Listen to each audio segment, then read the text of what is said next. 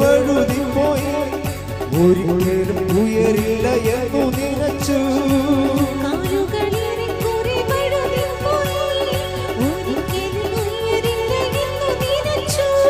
എന്റെ ദിനവുകൾ ദൈവം മാറ്റിയെഴുതി, നിന്നെക്കാൾ വഴുതുവാനിടവന്നില്ല.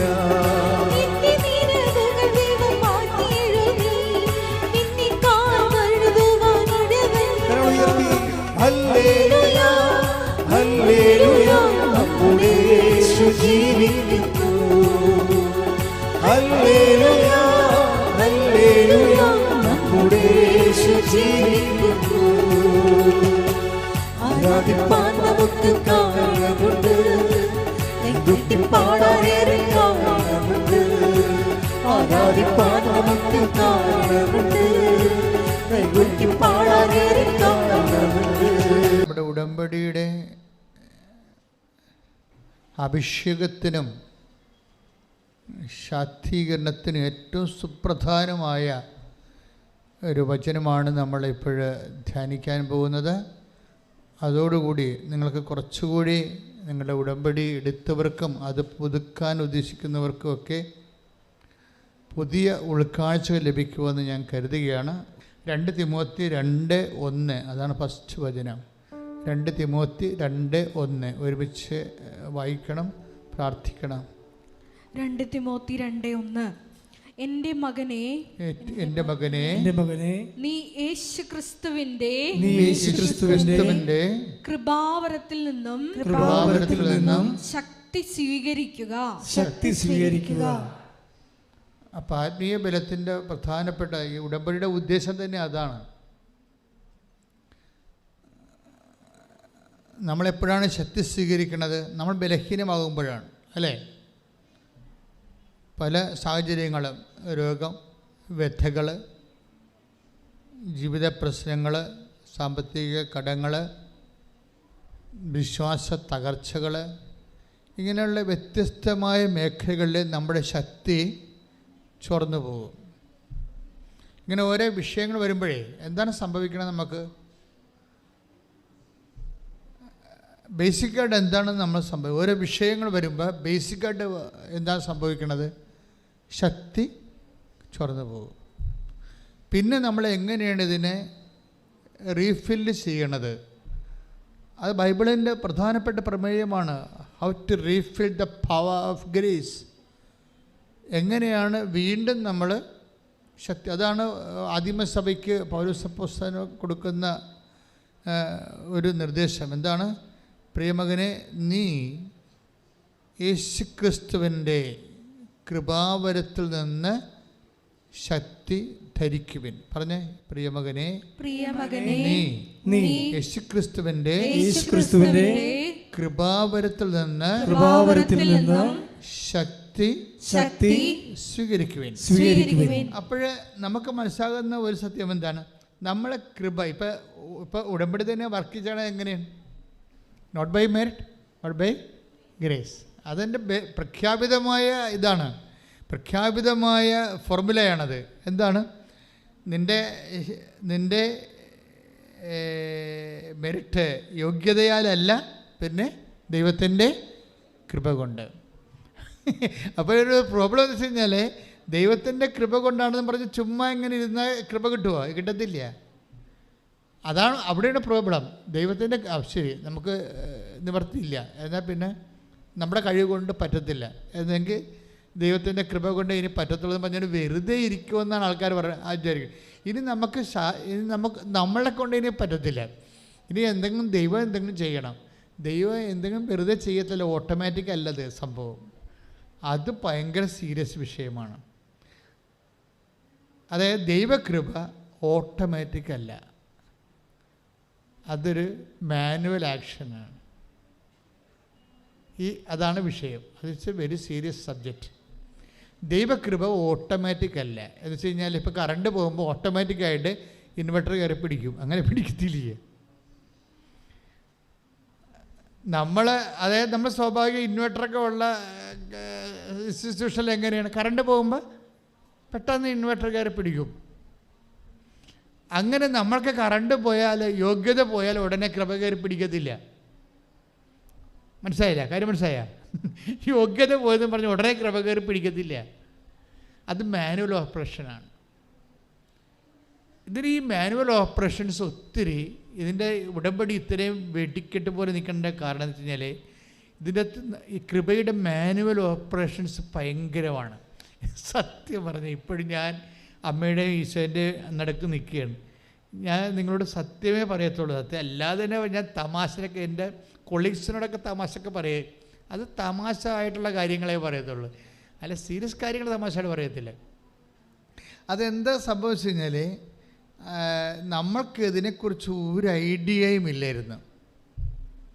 ഇത് ഇപ്പോൾ ഈ നിങ്ങളുടെ പച്ചത്തിരി, ഉടമ്പടി, നീലത്തിരി, ഇതൊക്കെ ഞാൻ ഒരിക്കലും ചിന്തിച്ച് എഴുതിയല്ല ഇത്. സത്യമായിട്ട് ഞാൻ ഈ അമ്മയുടെ ഈശോയുടെ നടക്ക് നിൽക്കുകയല്ലേ, ഉടമ്പടിയെക്കുറിച്ച് എഴുതാനിരുന്നപ്പോൾ വന്ന എല്ലാ വിഷയങ്ങളുമാണിത്.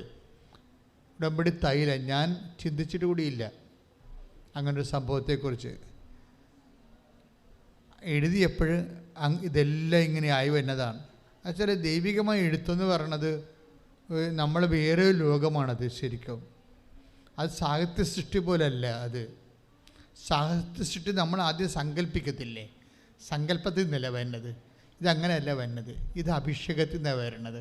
സോഴ്സ് വ്യത്യാസമുണ്ട്. അതിനകത്ത് പറഞ്ഞിരിക്കുന്ന മുഴുവൻ കാര്യങ്ങൾ ഞാൻ പിന്നീട് നോക്കിയപ്പോൾ ഇപ്പോൾ ഉടമ്പടി നിബന്ധനയും അതുപോലെ തന്നെ നിയോഗവും, സത്യം ഈശോയ്ക്കറിയാം, എനിക്കും അറിയാം. എന്താണ് അങ്ങനെ എനിക്ക് നേരത്തെ അറിയത്തില്ലായിരുന്നെന്ന്. ഉടമ്പടിക്ക് നിയോഗമുണ്ട്, നിബന്ധന ഉണ്ട്, അന്ന് എനിക്കറിയത്തില്ല. ഇത് എഴുതി വിട്ട് കഴിയുമ്പോൾ അവർക്ക് ദൈവമേ ഇതൊക്കെ വല്ല ബൈബിളിക്ക് റെഫറൻസ് ഉണ്ടോ? കാര്യം സഭയിൽ എന്ത് പറയണമെന്നുണ്ടെങ്കിലും 3 റെഫറൻസ് ഉണ്ടാകണം. അല്ലാതെ വായി തോന്നുന്ന പോലെ ആർക്കും എന്തെങ്കിലും പറയാൻ പറ്റത്തില്ല. സഭയിൽ എന്ത് പറയണമെങ്കിലും 3 റെഫറൻസ് ഉണ്ടാകണം. ഒന്ന് സഭയുടെ ഒന്ന് വചനത്തിന് അതിൻ്റെ അകത്ത് വേരുണ്ടാകണം, ബേസ്മെൻ്റ് ഉണ്ടാകണം, അടിത്തറ ഉണ്ടാകണം. ദൈവവചനത്തിലില്ലാത്ത ഒന്നും സഭയ്ക്ക് പഠിപ്പിക്കാൻ അധികാരമില്ല. രണ്ടാമത് സഭയുടെ 2000 കൊല്ലത്തെ പാരമ്പര്യമുണ്ട്. ആ 2000 ഇപ്പം എന്താ ഈ ബെനഡിക്റ്റ് മാർപ്പാപ്പ അക്കാലെ വെനഗിക്കോടിൽ ദൈവത്തിൻ്റെ അടുത്തേക്ക് പോവുകയാണ്. എന്തുകൊണ്ടാണ് ബെനഡിക്റ്റ് മാർപ്പാപ്പ ഇത്രയും വാഴ്ത്തപ്പെട്ടത്? വളരെ നിശബ്ദനായി അവിടെ ജോലി ചെയ്ത ഒരാളാണ്. ഇത്രയും വാഴ്ത്തപ്പെട്ടതിന് വിഷയം ഈ പഠനങ്ങളെക്കുറിച്ച് റെഫറൻസ് അദ്ദേഹത്തിൻ്റെ അത്രയും ആർക്കുമില്ല. സഭയുടെ 2000 വർഷത്തെ പഠനങ്ങളെക്കുറിച്ചുള്ള അത് 1 by 1 ആയിട്ട് ഇങ്ങനെ ഒന്നിനൊന്ന് പൂരകമായിട്ട് നിൽക്കുകയല്ലേ, പരസ്പര വിരുദ്ധമല്ലല്ലോ. അപ്പം അങ്ങനെ ഓരോ വിഷയത്തിനും സഭയ്ക്ക് പഠനങ്ങളുണ്ട്. അപ്പോൾ സഭയുടെ പഠനങ്ങളോട് യോജിച്ച് പോകണം. സഭയുടെ പഠനങ്ങൾ ഒറ്റയടിക്ക് ആർക്കെങ്കിലും എന്നെപ്പോലുള്ളവർക്ക് ഒറ്റയടിക്ക് കിട്ടുമോ?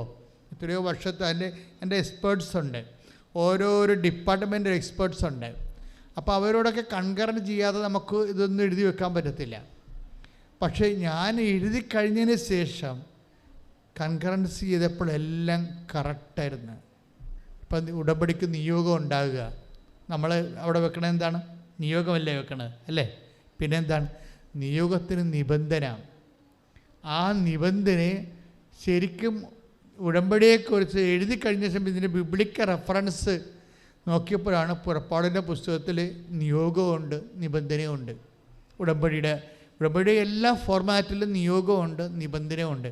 അപ്പോൾ ഞാൻ സ്വന്തമായിട്ട് ഇരുന്നുകൊണ്ട് ദൈവതിരുസന്നിധിയിൽ എളിമയോടെ ദൈവമേ, ഇത് എനിക്കറിയാൻ പാടില്ലാഞ്ഞിട്ട് പോലും നീ എനിക്കിതെല്ലാം പറഞ്ഞു തന്നല്ലോ എന്ന് കൃത്യമായിട്ട്.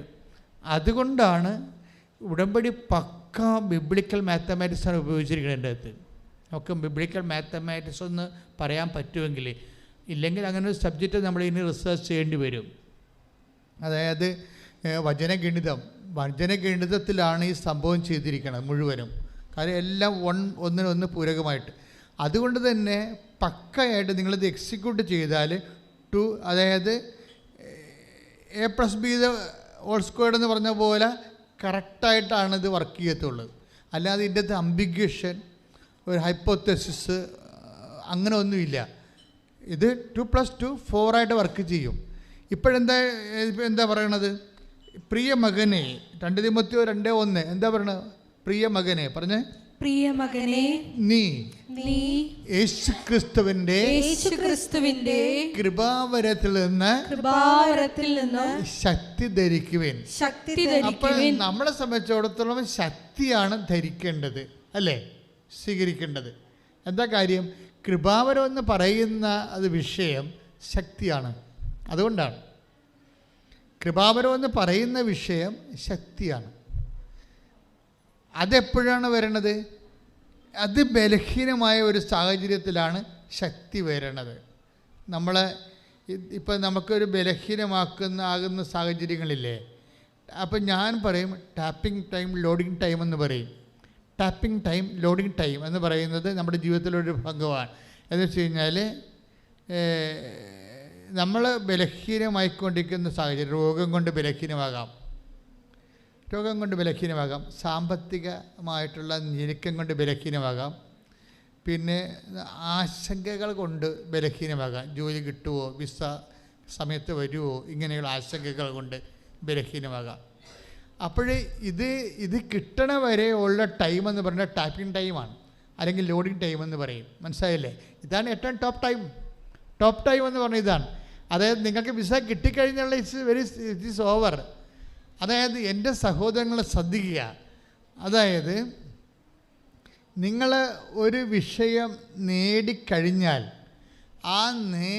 അത് നേടുന്നവരെ അതിനു വേണ്ടി സഹിക്കേണ്ടി വരുന്ന സഹനങ്ങൾ, ആശങ്കകൾ, വ്യഥകൾ, സങ്കടങ്ങൾ, ഉത്കണ്ഠകൾ, ഇതാണ് ഇതിൻ്റെ കറക്റ്റ് ബ്രീഡിങ് ടൈം എന്ന് പറയുന്നത്.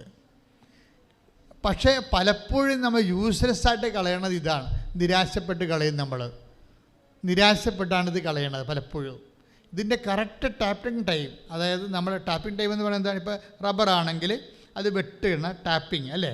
അല്ലെങ്കിൽ ചറം ഊറി അതിൻ്റെ ചിരട്ടയിലായിട്ട് ഇപ്പോഴും ഒരു പ്രത്യേക സാധനം വെച്ചിരിക്കണം ചിരട്ടയ്ക്ക് പകരം. ഞങ്ങളൊക്കെ സെമേരി പിടിക്കുമ്പോൾ ചിരട്ടയാണ് വെച്ചുകൊണ്ടിരുന്നത്.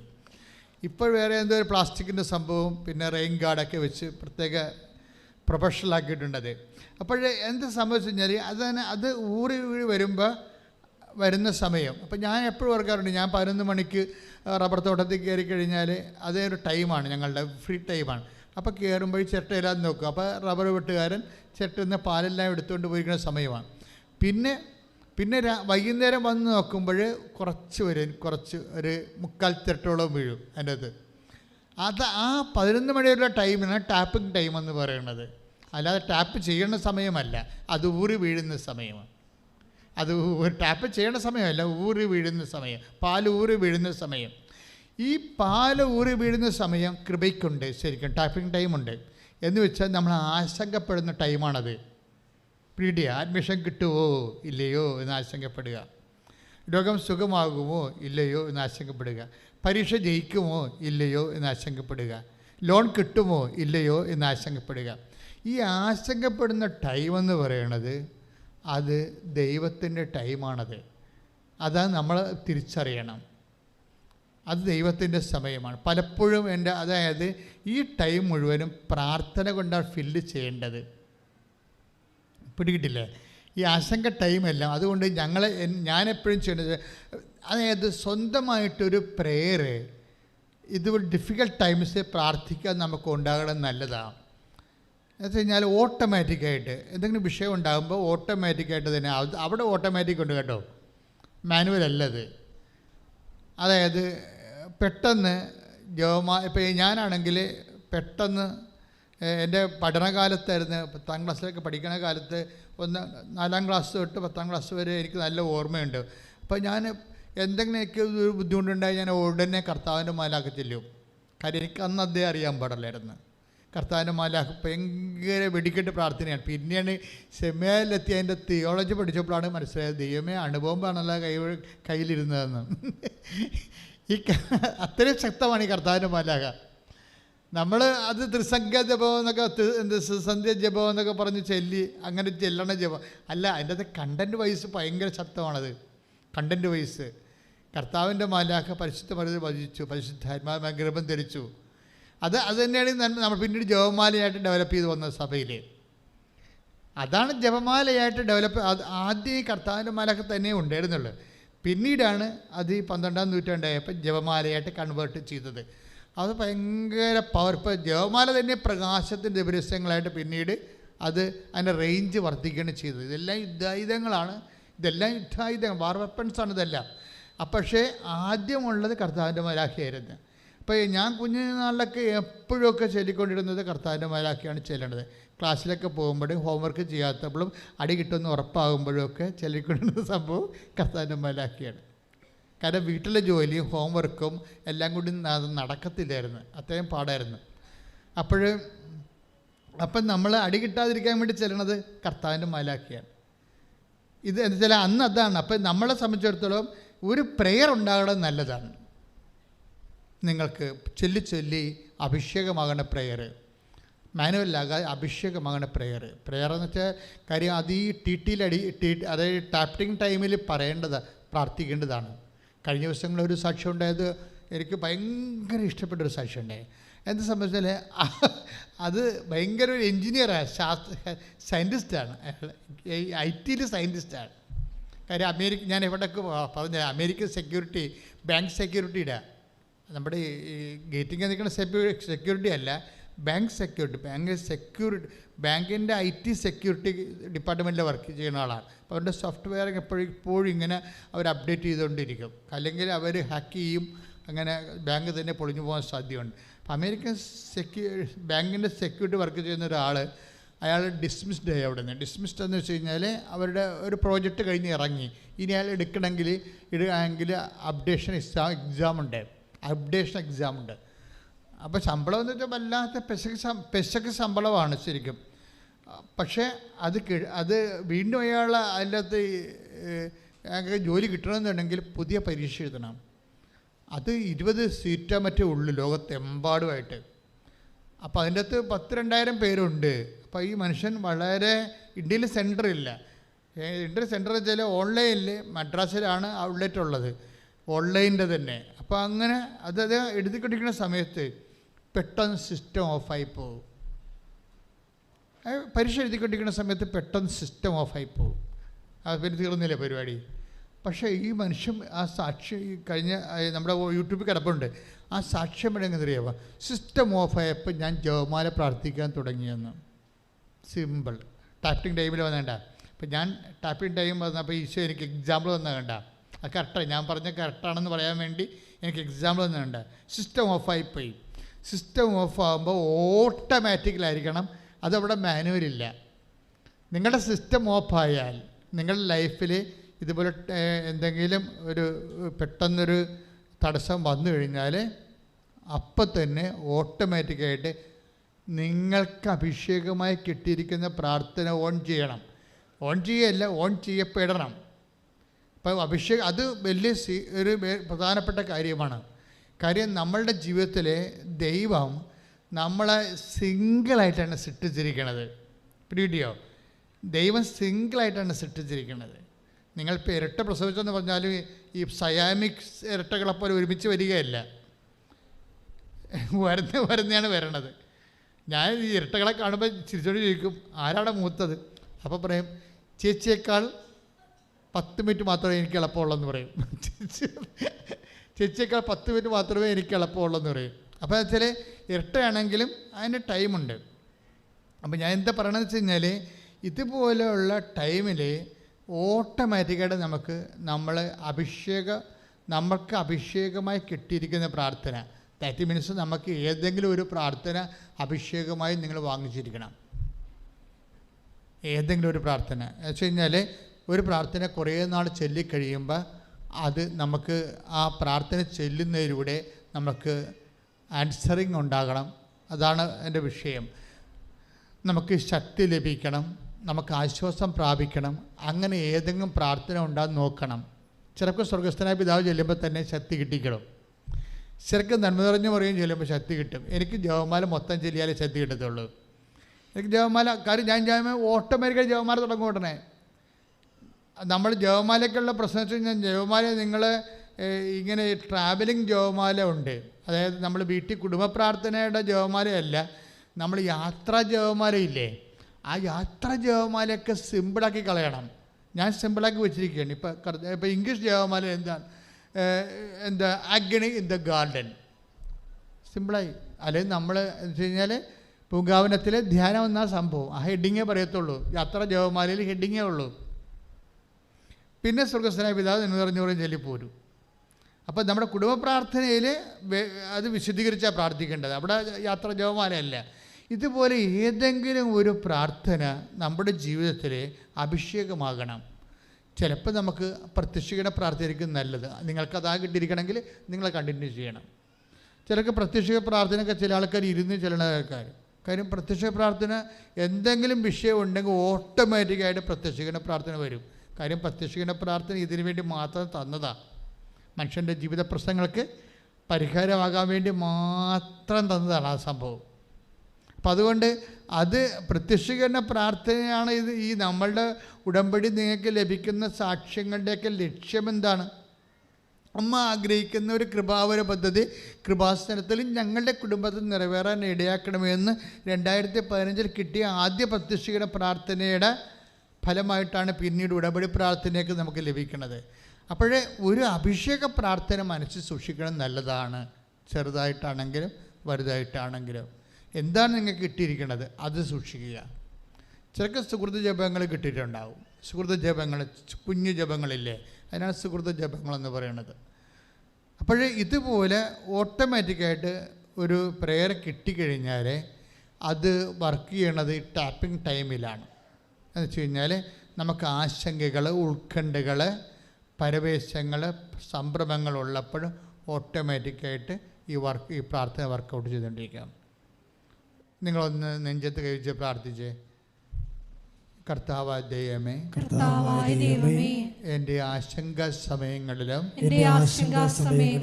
ഉത്കണ്ഠ സമയങ്ങളിലും അറിയാതെ അഭിഷേകമായി പ്രാർത്ഥിക്കാൻ പറ്റിയ ഒരു പ്രാർത്ഥന എനിക്ക് നൽകുകയും അത് ആവശ്യ സമയത്ത് ഞാൻ അറിയാതെ തന്നെ എൻ്റെ അധരങ്ങളിലേക്ക് വരുന്ന വിധം എന്നെ അങ്ങ് ശക്തീകരിക്കുകയും ചെയ്യണമേ. ഹല്ലേലൂയ. എൻ്റെ പ്രിയപ്പെട്ടവരെ, നമ്മൾ ആദ്യമേ തന്നെ ഇപ്പം കൃപയെക്കുറിച്ചാണ് നമ്മൾ ഇന്ന് ഉടമ്പടിയുടെ മുഴുവൻ ഊർജം നമ്മളിലേക്ക് വരുന്നത് കൃപയുടെ രൂപത്തിലാണ്. അപ്പം ആദ്യമേ തന്നെ നമ്മളുടെ ഒരു വിഷയം എന്താണെന്നറിയാവോ? നമ്മൾ കുഞ്ഞുനാൾ മുതൽ ട്രെയിൻ ചെയ്തിരിക്കുന്ന ദൈവം എന്ന് പറഞ്ഞാൽ ഉടനെ അനുഗ്രഹം, അങ്ങനെ പഠിച്ചിരിക്കണത് അല്ലേ? അതാണ് നമ്മുടെ ഒരു കുറവ്. നമ്മൾ ദൈവം എന്ന് പറഞ്ഞാൽ ഓട്ടോമാറ്റിക്കായിട്ട് നമ്മുടെ മനസ്സിൽ തന്നെ എന്താണ്? അനുഗ്രഹം എന്നാ പിന്നെ അല്ലേ? പക്ഷേ അങ്ങനെയല്ല വരേണ്ടത്. ശരിക്കും പറഞ്ഞാൽ ദൈവം എന്ന് പറഞ്ഞാൽ ഓട്ടോമാറ്റിക്കായിട്ട് വരേണ്ടത് കൃപ. അതാണ് വിഷയം. മനസ്സിലായില്ലേ? ദൈവം എന്ന് പറഞ്ഞാൽ ഓട്ടോമാറ്റിക്കലി നമ്മുടെ മനസ്സിൽ വരേണ്ട ചിന്ത എന്താണ്? കൃപ. That is power of God. നമ്മൾ ഇഫക്റ്റ് ഓഫ് ദി പവറിനാണ് പ്രാധാന്യം കൊടുക്കുന്നത്.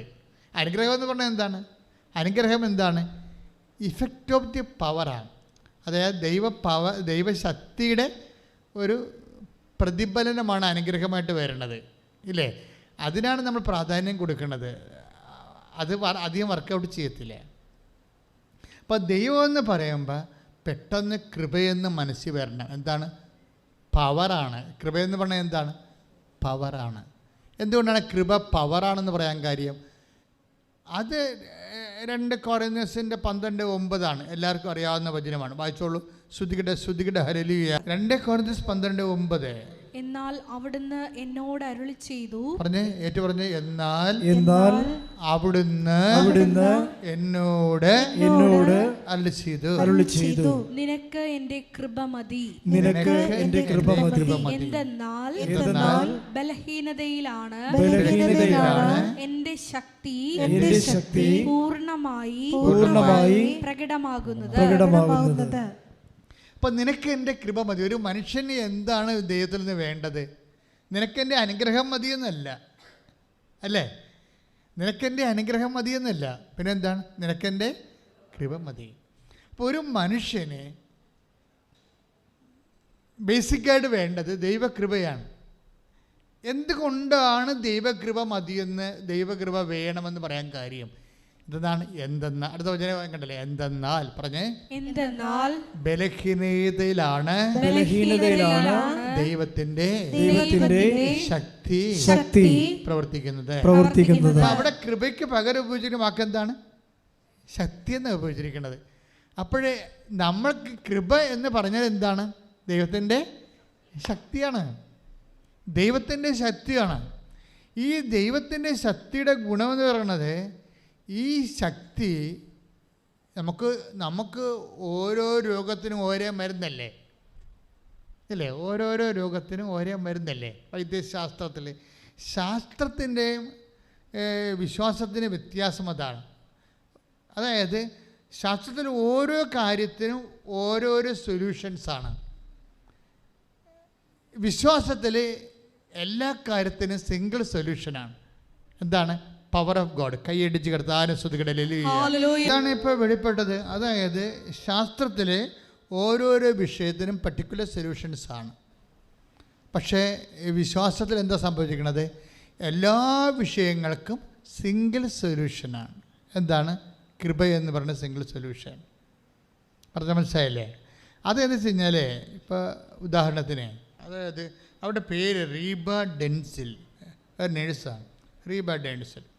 ഈ റീബ ഡെൻസിൻ്റെ സാക്ഷ്യം ഒന്ന് കേൾക്കണം കേട്ടോ. അതായത്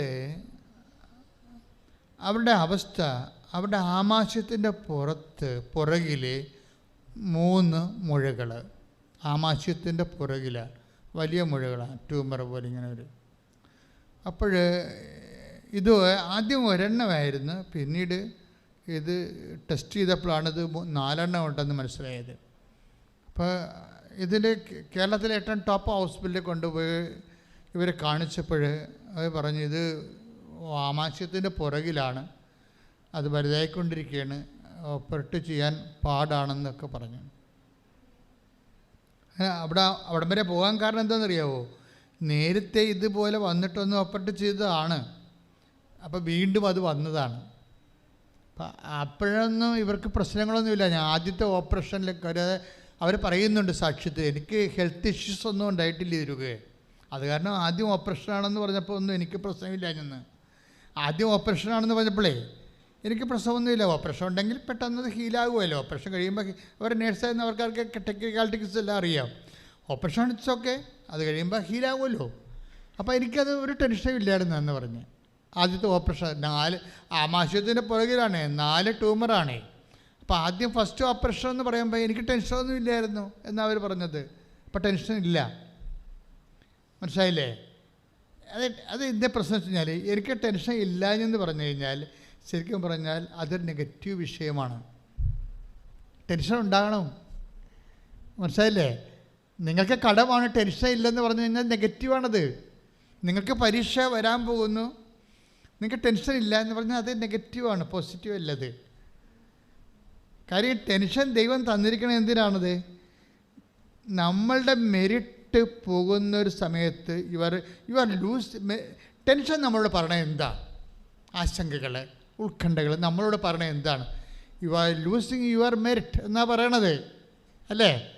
പറഞ്ഞ മനസ്സിലായില്ലേ? നിങ്ങൾക്ക് നിങ്ങളുടെ യോഗ്യത പോയിക്കൊണ്ടിരിക്കുന്നു, കറണ്ട് പോയിക്കൊണ്ടിരിക്കുന്നു, ഇൻവെർട്ടർ ഓൺ ചെയ്യാൻ സമയമായി, അല്ലെങ്കിൽ ജനറേറ്റർ ഓൺ ചെയ്യാൻ സമയമായി. അത്രേ ഉള്ളൂ സംഭവം. ഇത് വളരെ നല്ല ഒരു ലാംഗ്വേജ്. ടെൻഷൻ എന്ന് പറഞ്ഞ ഒരു നല്ല ലാംഗ്വേജാണ്. ടെൻഷൻ വന്നു കഴിഞ്ഞാൽ അതിൻ്റെ അർത്ഥം എന്താണ്? നമ്മൾ ബലഹീനമാകുകയാണ്. അപ്പോൾ എന്താ പൗലോസ് അപ്പോസ്തലൻ പറഞ്ഞത്? നമ്മൾ ബലഹീനമാകുമ്പോഴെന്താ ചെയ്യേണ്ടത്? അത് ഓട്ടോമാറ്റിക്കാണത്. അവിടെ അത് ഓട്ടോമാറ്റിക്കാണ്. പക്ഷേ ഓട്ടോമാറ്റിക് ആകണമെങ്കിൽ അതൊക്കെ കുറച്ച് മാനുവൽ പരിപാടിയുണ്ട്.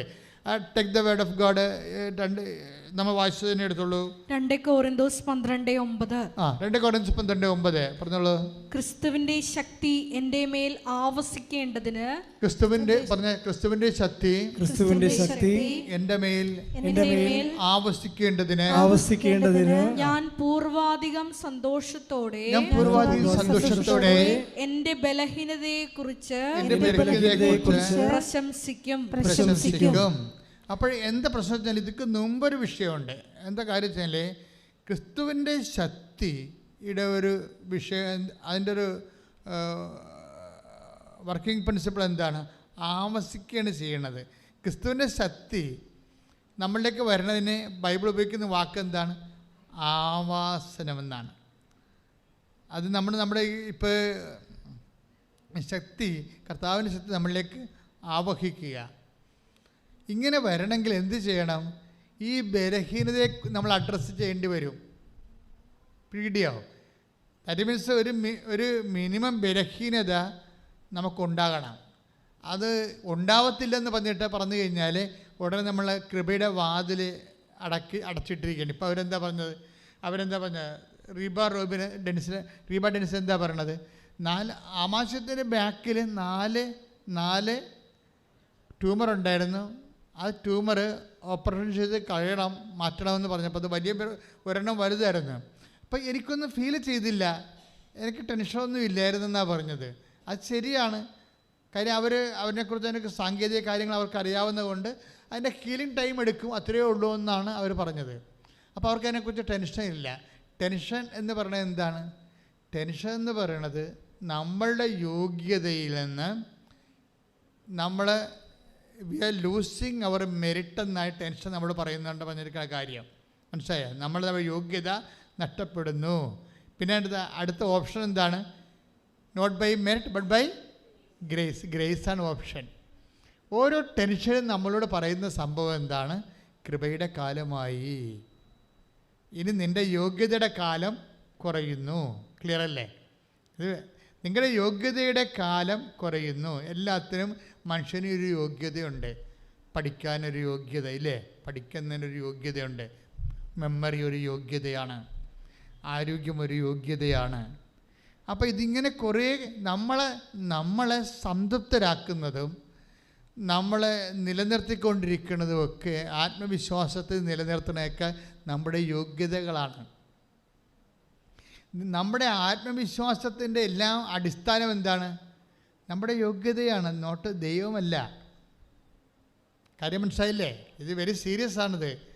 നിങ്ങൾക്ക് അല്ലെങ്കിൽ എനിക്കോ ആത്മവിശ്വാസം ഉണ്ടെന്ന് പറഞ്ഞാൽ ആ ഞാനും നിങ്ങളും പറയുന്ന ആത്മവിശ്വാസത്തിൻ്റെ അടിസ്ഥാനം എന്താണ്? അതൊരിക്കലും ദൈവമല്ല.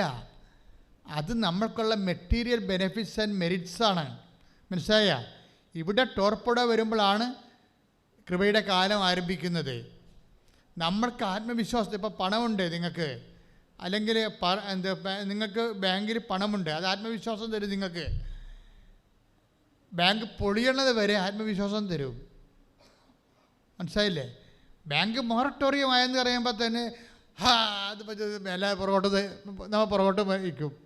എന്താണ്? നമുക്ക് അറ്റാക്ക് അടിക്കും. അപ്പോൾ ഇത്രയും നാൾ നമ്മളുണ്ട് ആത്മവിശ്വാസം എന്ന് പറഞ്ഞാൽ നമുക്ക് വിശ്വാസം ഉണ്ടെങ്കിലും നമ്മളെ ഭരിച്ചുകൊണ്ടിരുന്നത് നമ്മുടെ ആത്മവിശ്വാസങ്ങളാണ്. പറഞ്ഞ മനസ്സിലായില്ലേ? ആത്മവിശ്വാസം മെറിറ്റിൽ നിന്ന് വരണതാണ്, വിശ്വാസത്തിൽ നിന്ന് വരണത് കൃപയാണ്. ഇത് രണ്ട് ഡിപ്പാർട്ട്മെൻറ്റാണ്. ഇത് കറക്റ്റായിട്ട് ഞാൻ പറഞ്ഞില്ല, ഇത് മാത്തമാറ്റിക്കലായിട്ട് നമ്മൾ ഒരു ബൈബിൾ ഗണിതം എന്ന് പറയുന്ന ഒരു സബ്ജക്റ്റാണ് ഡീൽ ചെയ്യണത്. എന്ന് വെച്ച് കഴിഞ്ഞാൽ നമ്മൾക്ക് ഉണ്ടെന്ന് പറയുന്നത് ആത്മവിശ്വാസമാണ്. ആത്മവിശ്വാസത്തിൻ്റെ അടിസ്ഥാനങ്ങളെന്ന് പറയുന്നത് ഒരിക്കലും ദൈവമല്ല, മറിച്ച് ഭൗതികമായിട്ടുള്ള കപ്പാസിറ്റീസാണ്.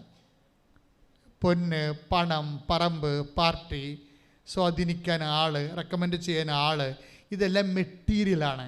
ഇങ്ങനെ മെറ്റീരിയലായിട്ടുള്ള സാഹചര്യങ്ങൾ എന്ന് പറയണതാണ് പലപ്പോഴും നമ്മളുടെ യോഗ്യത എന്ന് നമ്മൾ പറയണത്. പക്ഷേ ദൈവ പൈതലേ, നീയും ഞാനും ഓർക്കാൻ ദൈവം പറഞ്ഞ ഒരു കാര്യം എന്താണ്?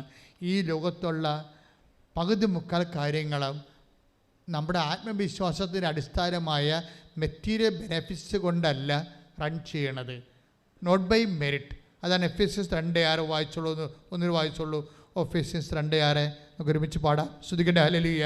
എഫേസ്യൻസ് 2:8 വിശ്വാസം വഴി കൃപയാലാണ് നിങ്ങൾ രക്ഷിക്കപ്പെട്ടത്, അത് നിങ്ങൾ നേടിയെടുത്തതല്ല, ദൈവത്തിന്റെ ദാനമാണ് എന്ന് പറഞ്ഞ വിശ്വാസം വഴി കൃപയാലാണ് നിങ്ങൾ രക്ഷിക്കപ്പെട്ടത്.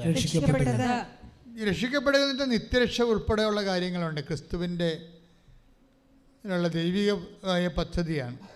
അവിടെ ഒന്നും ആത്മവിശ്വാസത്തിനും മെറ്റീരിയലായിട്ടുള്ള നമ്മുടെ യോഗ്യതയ്ക്കൊന്നും ഒരു നിലയുമില്ല, നമ്മുടെ ആസ്തിയില്ല.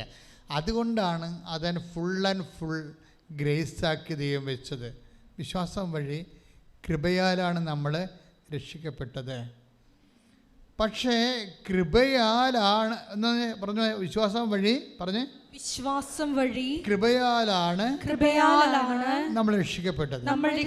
അപ്പൊ വിശ്വാസത്തിന് വലിയ അടിസ്ഥാനമായ ഒരു വിശ്വാസത്തിന് പ്രത്യേകിച്ച്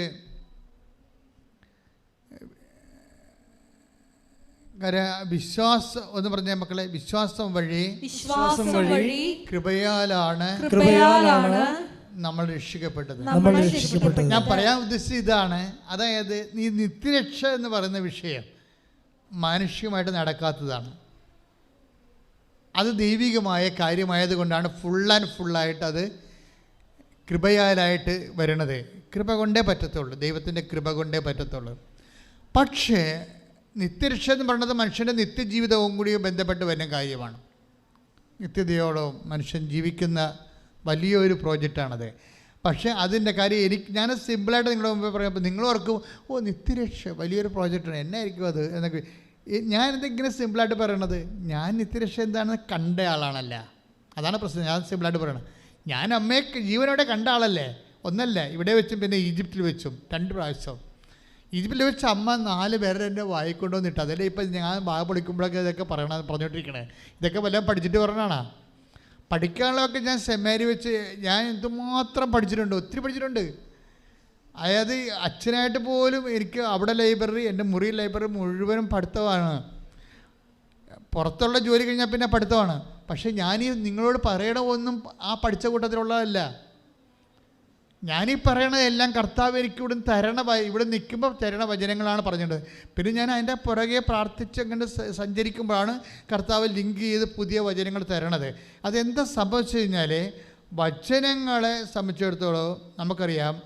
ഇപ്പോഴെന്താണ് നമ്മൾ പറഞ്ഞു കേട്ടത്? വിശ്വാസം വഴി കൃപയാലാണ് നമ്മൾ രക്ഷിക്കപ്പെട്ടത്. അപ്പോൾ രക്ഷിക്കപ്പെടുക എന്നുള്ള വലിയ പദ്ധതി നിത്യജീവനോട് ബന്ധപ്പെട്ട കാര്യമാണത്.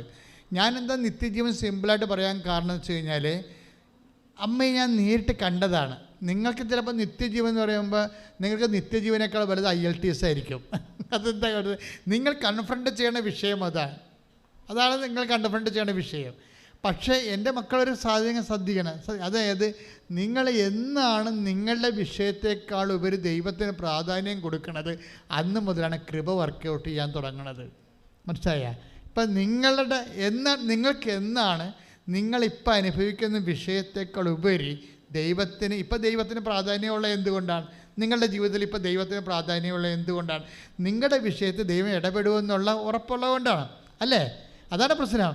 പക്ഷേ നിങ്ങളുടെ വിഷയത്തിനെ മാറ്റി നിർത്തിക്കൊണ്ട് ദൈവത്തിനൊരു പ്രാധാന്യം, നിങ്ങളുടെ വിഷയത്തെ നിർത്തിക്കൊണ്ട് സ്ഥലം വെക്കുക, വിവാഹം നടക്കുക, മക്കളുണ്ടാവുക, ഇങ്ങനെയുള്ള നിങ്ങളുടെ വിഷയത്തേക്കാൾ പ്രാധാന്യം ദൈവത്തിന് എപ്പോഴാണ് കൈവരിക, അപ്പോൾ മുതലാണ് ഈ കൃപ വർക്ക് ചെയ്യാൻ തുടങ്ങുന്നത്. കൈയടിച്ച് കർത്താവിനെ സ്തുതിക്കുക. ഇപ്പോഴെല്ലാം നിങ്ങളുടെ വിഷയബന്ധിയായ വിശ്വാസമാണ്. നിങ്ങൾക്ക് വിശ്വാസമുണ്ട്, പക്ഷേ വിഷയബന്ധിയാണ്. അതാണ് എപ്പോഴും ശ്രദ്ധിക്കുന്നത്. അതായത് വിഷയത്തേക്കാൾ നിങ്ങളുടെ ദൈവം വലുതാണെന്ന് ചോദിച്ചു കഴിഞ്ഞാൽ എനിക്കറിയത്തില്ലെന്ന് ഞാൻ പറയത്തുള്ളൂ. നിങ്ങളുടെ ദൈവം നിങ്ങളുടെ വിഷയത്തേക്കാൾ വലുതാണോ എന്ന് ചോദിച്ചു കഴിഞ്ഞാൽ ഞാൻ പറയും എനിക്കറിയത്തില്ലെന്ന് പറയും. എന്താ കാര്യം? പലർക്കും നിങ്ങളുടെ വിഷയത്തേക്കാൾ ചെറുതാണ് നിങ്ങളുടെ ദൈവം. അതാണ് എൻ്റെ വിഷയം, അതിൻ്റെ കാരണം. അതായത് എപ്പോഴും നമ്മൾ ശ്രദ്ധിക്കേണ്ട ഇതാണ്. അതുകൊണ്ടാണ് ഇപ്പോൾ കഴിഞ്ഞ ദിവസങ്ങളിൽ ഇപ്പോൾ തന്നെ റീബ ഡെൻസിൻ്റെ സാക്ഷ്യം സ്കാൻ ചെയ്ത് കഴിഞ്ഞാൽ നമുക്ക് കിട്ടുന്നത്, റീബ ഡെൻസ് പറയുമായിരുന്നു, അവസാനം ഈ ട്യൂമറെ ഓപ്പറേറ്റ് ചെയ്ത് മാറ്റിക്കഴിഞ്ഞപ്പോൾ വീണ്ടും വന്നതോടുകൂടി ഞാൻ പ്രാർത്ഥന നിർത്തി. അതാണ് സാധനം. ദാറ്റ് മീൻസ് നിങ്ങളുടെ വിഷയത്തേക്കാൾ ദൈവത്തെക്കാൾ വലുതായി വിഷയം. ക്ലിയർ അല്ലേ? അവർ പറയണത് അവർ ഓപ്പറേറ്റ് ചെയ്ത് മാറ്റിയ ട്യൂമർ വീണ്ടും ഒന്ന് നിൽക്കുക. അപ്പോൾ നമുക്ക് അതായത് നമ്മളൊക്കെ സംഭവിക്കേണ്ടത് ഇതിനേക്കാൾ ഡിസാസ്റ്റേഴ്സ് ആയിരിക്കും സംഭവം. അതായത് അവർക്ക് ആദ്യം ഒരു ഫീൽ ചെയ്തില്ല, കുഴപ്പമില്ല, കുറച്ച് കഴിയുമ്പോൾ സുഖമായിക്കൊള്ളല്ലോ, ഓപ്പറേറ്റ് ചെയ്യുമ്പോൾ സുഖമായിക്കൊള്ളല്ലോ. ഓപ്പറേറ്റ് ചെയ്യുമ്പോൾ സുഖമായിക്കൊള്ളുമെന്ന് ചോദിച്ചാൽ എനിക്ക് ടെൻഷനൊന്നും ഇല്ല എന്നാണ് അവർ പറയണത്. എൻ്റെ അഭിപ്രായത്തിൽ അവർക്ക് ടെൻഷൻ വേണ്ടതായിരുന്നു ആദ്യമേ. കാര്യം ടെൻഷൻ വഴിയാണ്, ടെൻഷൻ എന്ന് പറയുന്നത് ദൈവത്തിൻ്റെ ഒരു നാഷണൽ ഹൈവേ ആണ്, പഞ്ചായത്ത് റോഡല്ല. നമുക്കൊരു വിഷയത്തെക്കുറിച്ച് ടെൻഷൻ ഉണ്ടെങ്കിൽ അതൊരു നാഷണൽ ഹൈവേ ആണ്. അതുവഴിയാണ് നിൻ്റെ അനുഗ്രഹത്തിൻ്റെ ലോഡ് വരുന്നത്. മനസ്സിലായില്ലേ? അത് നമ്മൾ മനസ്സിലാക്കണം എപ്പോഴും. നമ്മൾ ടെൻഷനെ പഴിക്കരുത്. അതൊക്കെ ദൈവം തന്നിരിക്കണം മനുഷ്യന്മാർക്ക്. അത് എന്നുവെച്ചാൽ ദൈവത്തിൽ ആശ്രയിപ്പം എനിക്കതെങ്ങനെ മനസ്സിലായെന്ന് വെച്ച് കഴിഞ്ഞാൽ, ഞാൻ ഒരു പണ്ട് ഇപ്പോഴെങ്ങുമല്ല, പണ്ട് എപ്പോഴും പള്ളികളിലൊക്കെ പോയി ധ്യാനിപ്പിക്കുമായിരുന്നു പണ്ട്. ഇപ്പം നമുക്ക് പോകാൻ സമയമില്ലാത്തത് കൊണ്ടാണ്. അതായത് പള്ളികളിലൊക്കെ പോയി ധ്യാനിപ്പിക്കുമ്പോൾ ഈ എൻ്റെ ഇടവകയിലെ മരിപ്പും, ഇടവകയിലൊക്കെ ഇരിക്കുമ്പോൾ 800 വീട്ടുകാരുണ്ടേ. അപ്പോൾ അവിടുത്തെ മരിപ്പും കല്യാണവും വേദപാഠവും സംഘടനാ പ്രവർത്തനവും എല്ലാം കഴിഞ്ഞിട്ട് വേണം നമ്മൾ മറ്റു ഇടവകയിൽ പോയി ധ്യാനിപ്പിക്കാൻ. അപ്പോൾ പള്ളിയിൽ നിന്ന് ഇറങ്ങുമ്പോഴായിരിക്കും, പള്ളിയോട് നിന്ന് ഇറങ്ങുമ്പോഴായിരിക്കും വേറെ ആരെങ്കിലും എന്തെങ്കിലും കാര്യം പറഞ്ഞുകൊണ്ട് വരണത്. വല്ല ഉടുക്കത്തതാ ശൈര്യലേപനോ രോഗീലേപനോ ഒക്കെ പറഞ്ഞുകൊണ്ട് വരുമ്പോൾ അതോടുകൂടി പിന്നെ നമ്മൾ അതിൻ്റെ പിറകെ പോകും. അത് കഴിഞ്ഞാൽ പിന്നെ ടൈം കുറയും. പിന്നെ തിരിച്ച് വന്നിട്ട് പിന്നെ വണ്ടി 70 പറപ്പിക്കുമ്പോൾ ഇത് അവിടെ എത്തുമ്പോഴൊക്കെ ഒരു തന്നെ കേത്തച്ച് പിടിച്ച് ഇത് വെക്കുക, ഇതിൻ്റെ ഇടയ്ക്കുള്ളിൽ പ്രിപ്പയർ ചെയ്യാൻ മറന്നു പോകും.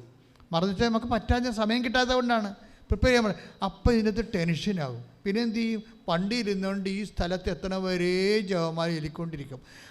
പക്ഷെ ഞാൻ ഇപ്പോഴൊക്കെ തിരിഞ്ഞു നോക്കുമ്പോൾ എനിക്ക് മനസ്സിലാകുന്ന ഒരു സത്യം എന്താ അറിയാമോ? ഏത് ധ്യാനമാണ് ഏറ്റവും നല്ലോണം വിജയിച്ചത്, അഭിഷേകം ഉണ്ടായെന്ന് നോക്കി കഴിഞ്ഞാൽ ഏറ്റവും കൂടി ഞാൻ ടെൻഷൻ അടിച്ച ധ്യാനമായിരിക്കും. അതാണ് വിഷയം. ഞാൻ എന്തെങ്കിലും എൻ്റെ സഹോദരന് പറയുന്നുണ്ടെങ്കിൽ അത് തീർച്ചയായിട്ടും എവിടെയെങ്കിലും എൻ്റെ ഒരു അനുഭവത്തിൽ നിന്നേ പറയത്തുള്ളൂ.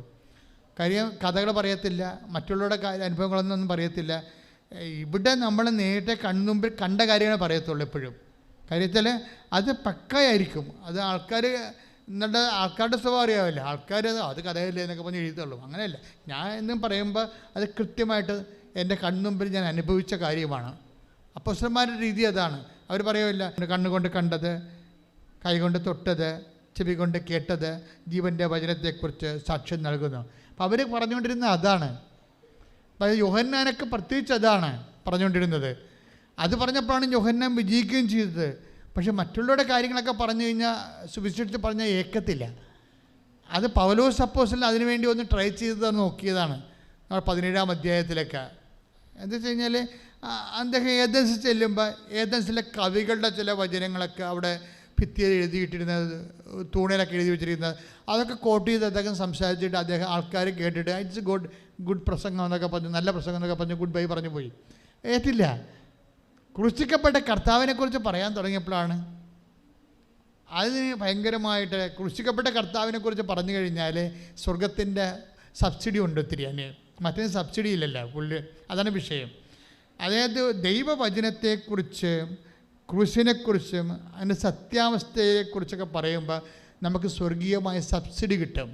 പൗലോസ് അപ്പോസ്തലൻ ഏതൻസിലെ കവികളെക്കുറിച്ച് പറഞ്ഞപ്പോൾ സബ്സിഡി കിട്ടിയില്ല, ഗ്രാൻറ്റും കിട്ടിയില്ല, ഒന്നും കിട്ടിയില്ല. തെണ്ടിപ്പിരിഞ്ഞ് അവിടെ നിന്ന് അവസാനം ചാപ്റ്റർ ക്ലോസ് ചെയ്ത് പുള്ളിക്കാരൻ. എനിക്കതറിയാവുന്ന കാരണം ഞാനിങ്ങനെ അതൊന്നും മറ്റുള്ളവരുടെ കഥകളൊന്നും പറയത്തില്ല. എന്താ കാര്യം വെച്ച് കഴിഞ്ഞാൽ, എന്താണ് നമ്മുടെ ജീവിതത്തിൽ ക്രിസ്തുവിനെ കണ്ടത് അത് പറയും. ഇപ്പം ഞാൻ എന്താ നിങ്ങളോട് പറഞ്ഞുകൊണ്ടിരിക്കുന്നത്, ടെൻഷൻ അടിക്കുന്ന കാലത്ത് ആ ടെൻഷൻ പോലെ തന്നെ പ്രെയർ ചെയ്ത് മുന്നോട്ട് കൊണ്ടുപോകണം, സമാന്തരം. മനസ്സിലായ? ടെൻഷൻ അടിക്കുമ്പോൾ അടിച്ചങ്ങനെ കുത്തി കറണ്ട് അടിച്ച പോലെ കിടക്കരുത്. ടെൻഷൻ അടിക്കുമ്പോൾ കറണ്ട് അടിക്കണ പോലെ നമുക്ക് കിടക്കരുത്. പക്ഷെ ടെൻഷൻ അടിക്കുമ്പോൾ എന്താ ചെയ്യേണ്ടത്? അതിന് ബദലായിട്ട്, അതിൻ്റെ ഒപ്പം സമാന്തരമായിട്ട് നീ ജപമാല പ്രാർത്ഥിച്ചുകൊണ്ടേയിരിക്കണം. ഞാൻ പ്രൊമോട്ട് ചെയ്യണം ജപമാല ഏതുകൊണ്ടാണ് അങ്ങനെ പറയണത്. ജപമാല പ്രാർത്ഥിച്ചുകൊണ്ടേയിരിക്കണം. ചില ആൾക്കാർ പറയും, ഞാൻ ഒരു വചനം തന്നെ 100 പ്രാവശ്യം പറഞ്ഞുകൊണ്ടിരിക്കും. എന്നെ ശക്തനാക്കുന്നതോടെ എനിക്കെല്ലാം ചെയ്യാൻ കഴിയും, എന്നെ ശക്തനാക്കുന്നതോടെ എനിക്കെല്ലാം. അപ്പം നിനക്കതാണ് അഭിഷേകം കിട്ടിയിരിക്കണത്. അപ്പം നീ അത് ചെയ്യണം. നിനക്കതാണ് അഭിഷേകം കിട്ടിയിരിക്കുന്നത്. എന്താണ്? എന്നെ ഇപ്പം ഫിലിപ്പിയർ 4:13 എന്താണ്? എന്നെ ശക്തനാക്കുന്നതിലൂടെ എനിക്കെല്ലാം ചെയ്യാൻ കഴിയും. അപ്പം അതാണ് നിനക്കൊരു വചന അഭിഷേകമായി കിട്ടിയിരിക്കണമെങ്കിൽ ടെൻഷൻ അടിക്കുമ്പോൾ നീ അത് പറഞ്ഞുകൊണ്ടിരിക്കണം, നിരന്തരം പറഞ്ഞുകൊണ്ടിരിക്കണം. ഇതിന് ടൈം കഴിയുമ്പോൾ ടെൻഷൻ എന്നൊക്കെ ഉള്ള പ്രശ്നം എന്ന് വെച്ച് കഴിഞ്ഞാൽ ഇതിനൊക്കെ അല്പായുസുകളാണ്. ടെൻഷനൊക്കെ അധികകാലം ഒന്നും നിലനിൽക്കാൻ പറ്റത്തില്ല. എന്താ കാര്യം? എല്ലാ ടെൻഷനെയും അതിജീവിച്ചുകൊണ്ട് അവൻ മരിച്ചു ഉയർത്തെന്നേറ്റവനാണ്. അവൻ്റെ കീഴിലാണ് ലോകത്തിലുള്ള എല്ലാ ടെൻഷനും. കൈയിടിച്ച് കർത്താവിനെ സ്തുതിക്കുക. ഹല്ലേലൂയ. അപ്പോൾ റീബ ഡെൻസൻ്റെ ഒരു സാക്ഷ്യം എന്താ വെച്ച് കഴിഞ്ഞാൽ, ഈ ട്യൂമർ വീണ്ടും വരും. വീണ്ടും വരുന്നതോടുകൂടി അവർ പറയണത് ഞാൻ പ്രാർത്ഥന സ്റ്റോപ്പാക്കിയതാണ്. അതാണ് വിഷയം.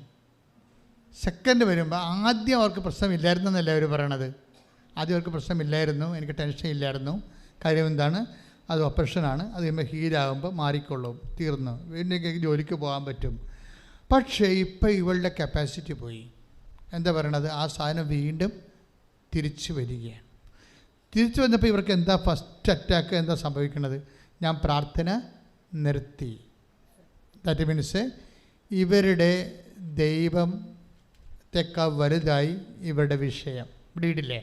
ദാറ്റ് മീൻസ് വിഷയത്തെക്കാൾ ചെറുതായിപ്പോയി ദൈവം. ഇങ്ങനെ സംഭവിക്കും. നമ്മുടെ വിഷയത്തെക്കാളും നിൻ്റെ വിഷയത്തെക്കാളും നിൻ്റെ ദൈവം ചെറുതാകാനുള്ള സാധ്യത ഉണ്ട്. അധ്യാത്മ ജീവിതത്തിലെ ഒരു അപകടമാണോ എന്ന് ചോദിച്ചു കഴിഞ്ഞാൽ അപകടത്തേക്കാൾ വലിയൊരു കാര്യമാണത്. അതായത് നമ്മൾ എന്തുകൊണ്ടാണ് നമ്മുടെ ദൈവം ഇങ്ങനെ വലുതായി നിൽക്കുന്നത്? നമ്മുടെ വിഷയത്തെക്കാൾ ദൈവം ഇതുവരെ നമ്മളെ വിഷയത്തെ കൈകാര്യം ചെയ്ത രീതിയിൽ നമ്മൾ തോറ്റിട്ടില്ല. ഇതിപ്പോൾ റീബ ഒരു തോൽവിയുടെ രൂപയിലേക്ക് പോവുകയാണ്. അതുകൊണ്ട് അവരെന്താ ചെയ്തിരിക്കണം? പ്രാർത്ഥന സ്റ്റോപ്പ് ചെയ്ത്. നിങ്ങളൊന്ന് ചിന്തിച്ച് നോക്കണം, നിങ്ങൾ ഏതെങ്കിലും കാലത്ത് പ്രാർത്ഥന സ്റ്റോപ്പ് ചെയ്തിട്ടുണ്ടോ? It's A question. നിങ്ങളൊന്ന് ചിന്തിച്ച് നോക്കണം. നിങ്ങളുടെ ജീവിതത്തിൽ ഏതെങ്കിലും കാലത്ത് പ്രാർത്ഥന സ്റ്റോപ്പ് ചെയ്തിട്ടുണ്ടോ? എങ്ങനെ? മടി പിടിച്ച് സ്റ്റോപ്പ് ചെയ്യും, വെള്ളം അടിക്കുമ്പോൾ സ്റ്റോപ്പ് ചെയ്യും, അങ്ങനെയല്ല. നിങ്ങൾ ഇനി പ്രാർത്ഥിച്ചിട്ട് കാര്യമില്ല. പ്രാർത്ഥിച്ചിട്ടും കാര്യമില്ല, ഇങ്ങനെ പോയല്ലോ. ഭർത്താവിന് മദ്യപാനമാകാം, അല്ലെങ്കിൽ ഭർത്താവ് വേറെ എന്തെങ്കിലും സ്ത്രീകളുമായിട്ടുള്ള ബന്ധമാകാം. നീ പ്രാർത്ഥിച്ചിട്ട് നടക്കാത്തൊരു വിഷയമായത് നടക്കാതെ കഴിയുമ്പോൾ നീ പ്രാർത്ഥന നിർത്തിയിട്ടുണ്ടെങ്കിൽ ഓർക്കുക ദൈവവേദലെ, നിൻ്റെ ദൈവം നിൻ്റെ വിഷയത്തെക്കാൾ ചെറുതാണ്. And your Lord is God of small things. ചെറിയ ദൈവം. ഈ ചെറിയ ദൈവത്തിനെയും കൊണ്ടാണ് നീ നടക്കുന്നത്. That is why you are not growing spiritually. അതുകൊണ്ടാണ് നീ ദൈവത്താൽ വളരാത്തത്. ശ്രുതിക്കട്ടെ. ഇപ്പം നമ്മൾ വരുന്നത്, ഇത് ഭയങ്കര സീരിയസ് ആയിട്ടൊരു സബ്ജക്റ്റ് നമ്മൾ കൺഫ്രണ്ട് ചെയ്യുകയാണ്, അഭിമുഖീകരിക്കുക. അതായത് നമ്മൾ കൊണ്ടു നടക്കുന്നത് നമ്മുടെ വിഷയത്തെക്കാൾ ചെറിയൊരു ദൈവത്തെയാണ്.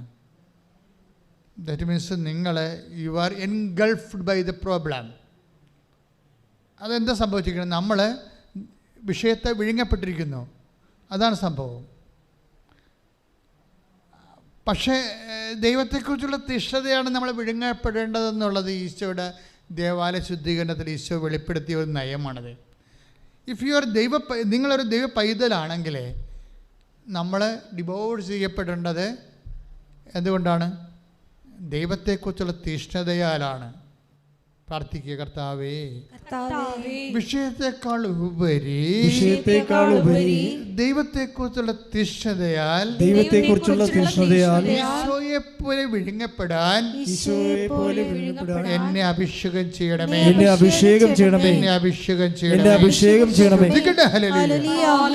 നമ്മുടെ സബ്ജക്റ്റ് എന്ന് വെച്ച് കഴിഞ്ഞാൽ എന്താണ്? സാധാരണ യോഗ്യത, നമുക്ക് ആത്മവിശ്വാസം നൽകുന്ന നമ്മുടെ യോഗ്യതകൾ, പൊന്ന്, പണം, FD, ആരോഗ്യം, ഇതെല്ലാം നമുക്ക് ആത്മവിശ്വാസം നൽകുന്ന സാധാരണ യോഗ്യതകളാണ്. ഈ യോഗ്യതകൾ ബൈബിളിൻ്റെ ഒരു കാഴ്ചപ്പാട്, കാഴ്ചപ്പാടെന്നല്ല, വെളിപാട്, ജ്ഞാനോപദേശം. ബൈബിളിൻ്റെ ഒരു ജ്ഞാനോപദേശം എന്താണ്? നിങ്ങൾക്ക് എങ്ങനെ ആത്മവിശ്വാസം ഉണ്ടായാലും ഇപ്പോൾ നിലവിലുള്ള എല്ലാ ആത്മവിശ്വാസവും ചില സമയത്ത് ഡാമേജ് ആയി പോകും. നമ്മളിതിനെക്കുറിച്ചൊരു പ്രിക്കോഷൻ ഉണ്ടാകണം, നമുക്ക് ഒരു മുൻവിധി ഉണ്ടാകണം. എന്താണ് നിനക്ക് ആത്മവിശ്വാസം നൽകുന്ന കാര്യങ്ങൾ? കർത്താവിന് വരെ ആത്മവിശ്വാസം നൽകുന്ന കാര്യങ്ങളുണ്ടായിരുന്നു. ഈശോയ്ക്ക് വരെ ആത്മവിശ്വാസം നൽകുന്ന കാര്യമുണ്ടായിരുന്നു. എന്താണ് ഈശോയ്ക്ക് ആത്മവിശ്വാസം നൽകുന്ന കാര്യമെന്ന് പറയണത്? നിങ്ങളെല്ലാവരും എന്നെ ഒറ്റപ്പെടുത്തി താന്താങ്ങളെ വഴിക്ക് പോകുന്ന കാലം വരും. എങ്കിലും ഞാൻ ഏകനല്ല. Take the word of God. ശ്രുതികട്ടെ ശ്രുതികട്ടെ. യോഹന്നാൻ 16:32. എന്നാൽ നിങ്ങൾ ഓരോരുത്തരും താന്താങ്ങളുടെ വഴിക്ക് ചിതറിക്കപ്പെടുകയും എന്നെ ഏകനായി വിട്ടുപോവുകയും ചെയ്യുന്ന സമയം വരുന്നു. അല്ല, അത് വന്നു കഴിഞ്ഞു. എങ്കിലും ഞാൻ ഏകനല്ല. കാരണം പിതാവ് എന്നോട് കൂടെയുണ്ട്. അതാണ് പ്രശ്നം. ഈശോയ്ക്ക് പോലും ആത്മവിശ്വാസത്തിൻ്റെ അടിസ്ഥാനം ഉണ്ടായിരുന്നു. എന്താണ് കാര്യം? ഈശോയുടെ യോഗ്യത, മെറിറ്റ്. മനസ്സിലായില്ലേ? Not by merit but by grace ആണ് നമ്മുടെ അടിസ്ഥാനം. ഈശോയ്ക്ക് ഉണ്ടായിരുന്നൊരു മെറിറ്റ് എന്താണ്? അത് 16:12. എന്താ മെറിറ്റ് ഈശോയ്ക്ക് ഉണ്ടായിരുന്നത്? നിങ്ങളെല്ലാവരും എന്നെ ഏകനായി വിട്ടുപോകുന്ന കാലം വരും, എങ്കിലും ഞാൻ ഏകനല്ല. That is merit. ഈശോയുടെ യോഗ്യത അതാണ്. എന്താണ്? പിതാവ് എന്നോട് കൂടെയുണ്ട്. ഇതാണ് ഈശോയുടെ മെറിറ്റ്. ഈശോ ആണെങ്കിൽ പോലും ഇതാണ് മെറിറ്റെങ്കിലും ഈ മെറിറ്റ് ഡാമേജ് ആകാമെന്ന് കണ്ടിട്ടില്ലേ? എലോയ് ലമ്മ സബക്താനി എന്ന് പറയുന്നില്ലേ? ആ സമയത്താണ് കൃപ നിറയണത്. എൻ്റെ ദൈവമേ, Take the word of God. ശ്രുതികട്ടെ ഹല്ലേലൂയ. മർക്കോസ് 15:34. 9-ാം മണിക്കൂറായപ്പോൾ യേശു ഉച്ചത്തിൽ നിലവിളിച്ചു. എലോയ് എലോയ് ലാമാ സബക്താനി. എലോയ് ലാമാ സബക്താനി. അതായത് എന്റെ ദൈവമേ നീ എന്നെ ഉപേക്ഷിച്ചത് എന്തുകൊണ്ട്? അതാണ് മെറിറ്റ് എന്ന് പറയും. ഈശോയുടെ മെറിറ്റ് അതായിരുന്നു. ആരാണ്? ദൈവമായിരുന്നു. ഈശോയുടെ മെറിറ്റ്, നമ്മളുടെ മെറിറ്റ് പറമ്പ്, വീട്, ജോലി, പൊന്ന്, പാർട്ടി, അങ്ങനെ കുറേ മെറിറ്റുണ്ട്. ആരോഗ്യമാണ്. ഈശോയുടെ മെറിറ്റ് ദൈവമായിരുന്നു. ഈശോയുടെ മെറിറ്റ് ദൈവമായിരുന്നിട്ട് പോലും മെറിറ്റ് ലോസ് ചെയ്ത അവസാനം. അല്ലേ? This is the time of tapping time. ഇതാണ് സംഭവം. കൃപയുടെ സമയം എന്ന് പറഞ്ഞാൽ അതാണ്. നമ്മൾ കൃപയെക്കുറിച്ചാണ് സംസാരിക്കണം, അല്ലേ? കൃപയുടെ സമയം എന്ന് പറയുമ്പോൾ മെറിറ്റ് എവിടെ വെച്ച് ഡാമേജ് ആകണത് അവിടെയാണ് കൃപ അപ്ലോഡ് ആകണത്. മെറിറ്റ് ഡാമേജിങ് ആൻഡ് കൃപ ഗ്രേസ് അപ്ലോഡിങ് സെയിം ടൈമാണ്. അതുകൊണ്ട് ഏതെങ്കിലും എൻ്റെ മക്കൾ ഏതെങ്കിലും സമയത്ത് മെറിറ്റ് ഡാമേജ് ആകുമ്പോൾ അയ്യോ എല്ലാം പോയി എന്ന് പറഞ്ഞ് കിടന്ന് കാറെടുത്ത് ദൈവത്തെ അറിയാത്തവരെ പോരെ. കാര്യം ഇവിടെ ഉള്ള എല്ലാ മെറിറ്റുകളും പോകാനുള്ളതാണ്. ഒന്നും വരാനുള്ളതിനേക്കാൾ ഉപരി പോകാനുള്ളതാണ്. അവർ നിന്നെ ഉപേക്ഷിക്കുമ്പോൾ, ഈശോ പറഞ്ഞ വാക്കില്ലേ, അവൻ നിന്നെ ഉപേക്ഷിക്കുമ്പോൾ നിത്യകൂടാരങ്ങളിൽ നിനക്ക്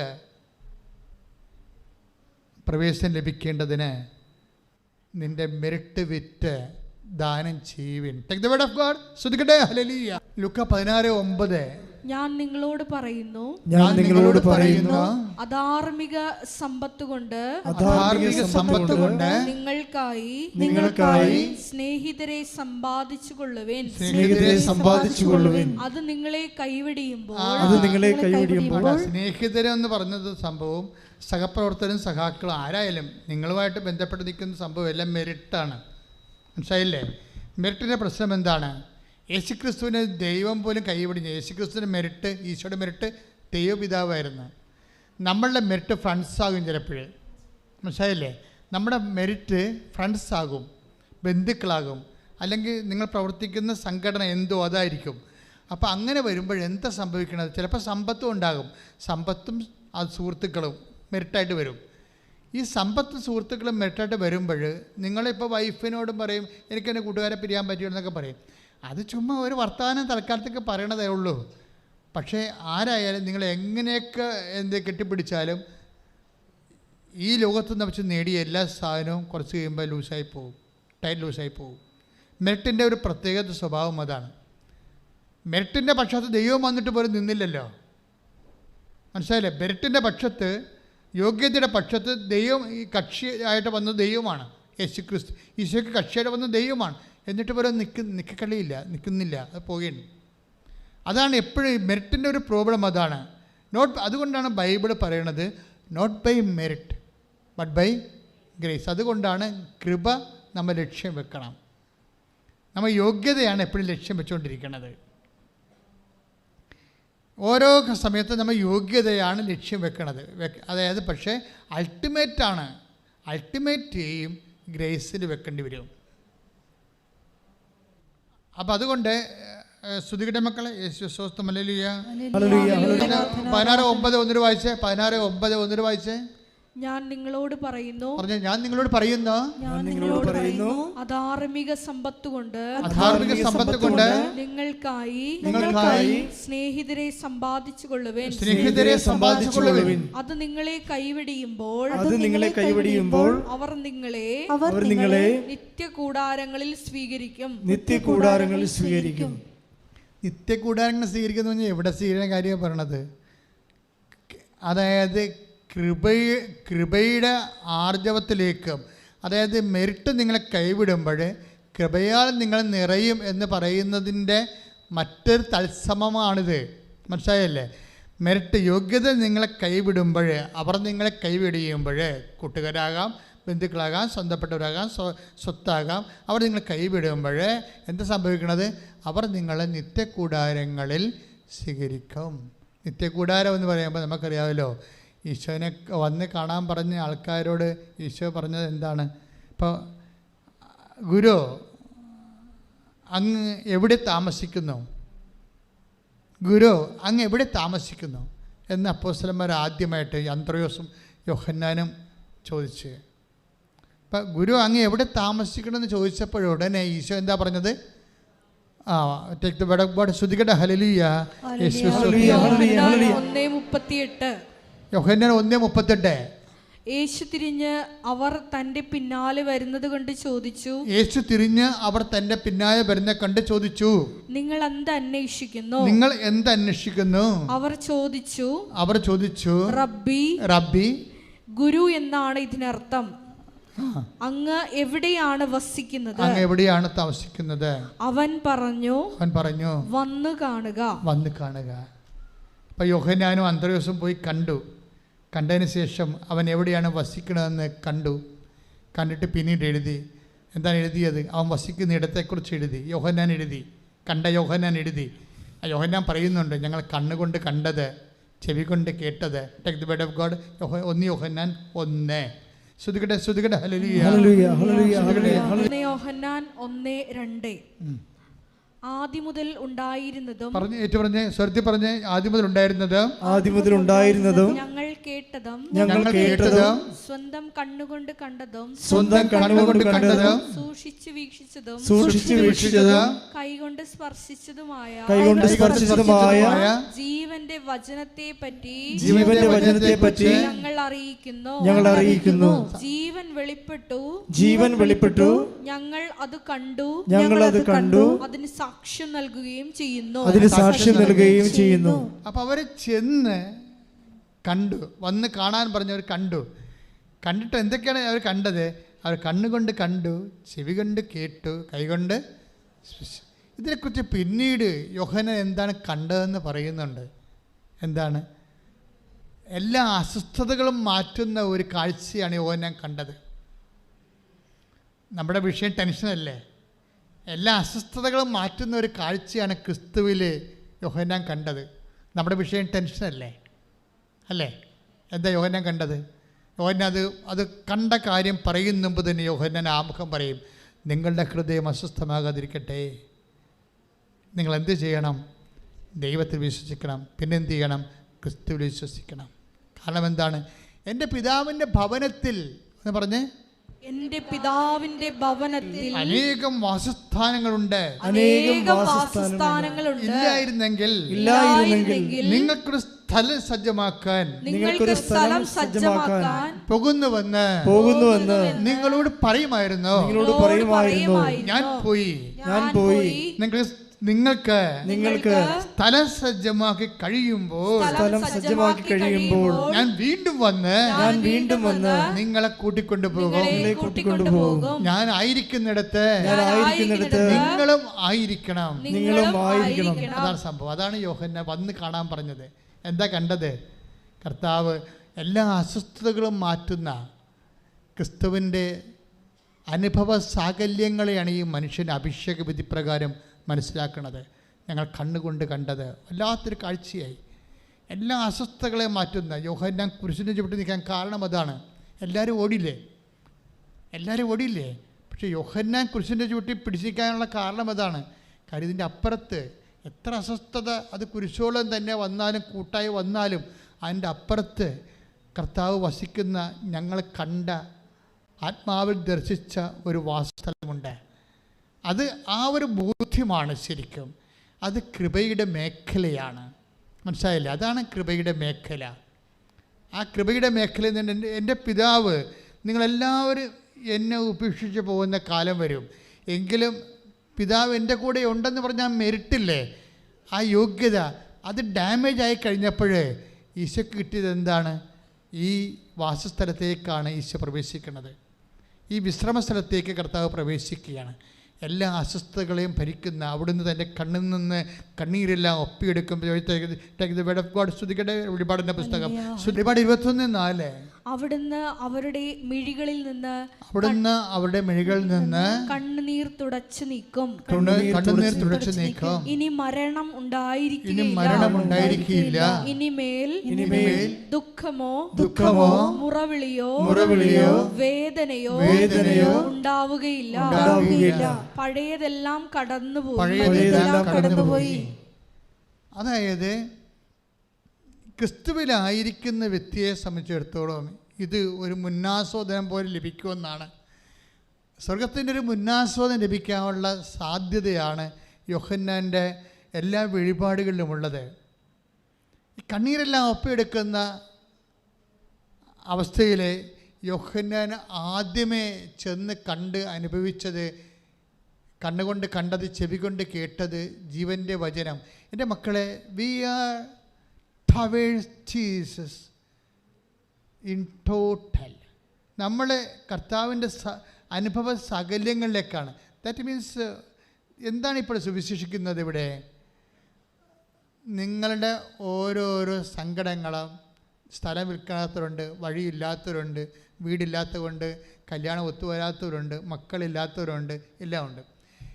ഇതാണ് നമ്മളുടെ ഇതാണ് സ്റ്റഫെന്ന് പറയണത്. നമുക്കിപ്പോൾ ഒരു തയ്യൽ, ഒരു ബ്ലൗസ് തയ്ക്കുക എന്ന് വെച്ചാൽ തയ്ക്കണമെങ്കിൽ തുണി വേണ്ടേ? തുണിക്ക് നമുക്ക് തയ്യൽ അറിയണം, പിന്നെ തുണി വേണം, പിന്നെ മെഷീൻ വേണം, കുറേ സംഭവങ്ങൾ വേണം. ഇതുപോലെ നമ്മളുടെ കയ്യിലുള്ളത് നമ്മുടെ സങ്കടങ്ങളും അവയുടെ കാരണങ്ങളുമാവുള്ളത്. പക്ഷേ ഇത് നമ്മളെ സങ്കടപ്പെടുത്തുകയും ടെൻഷൻ അടിക്കുകയും ചെയ്യുമ്പോൾ സൈമൾട്ടേനിയസ് ദാറ്റ് വെരി ടൈം, ആ സമയത്ത് തന്നെ എൻ്റെ മക്കൾ ക്രിസ്തുവിനെക്കുറിച്ചും ക്രിസ്തുവിലൂടെ നമുക്ക് വെളിപ്പെടാൻ പോകുന്ന എല്ലാവിധ കൃപയുടെ വലിയ അനുഭവ തലങ്ങളെക്കുറിച്ച് അതിലേക്ക് നമ്മൾ ഒരു വാതിൽ തുറന്ന് കിട്ടുകയാണ് നമുക്ക്. എന്ന് വെച്ചാൽ അച്ഛൻ പറയുന്നതിൻ്റെ അർത്ഥം എന്താ മനസ്സിലായോ?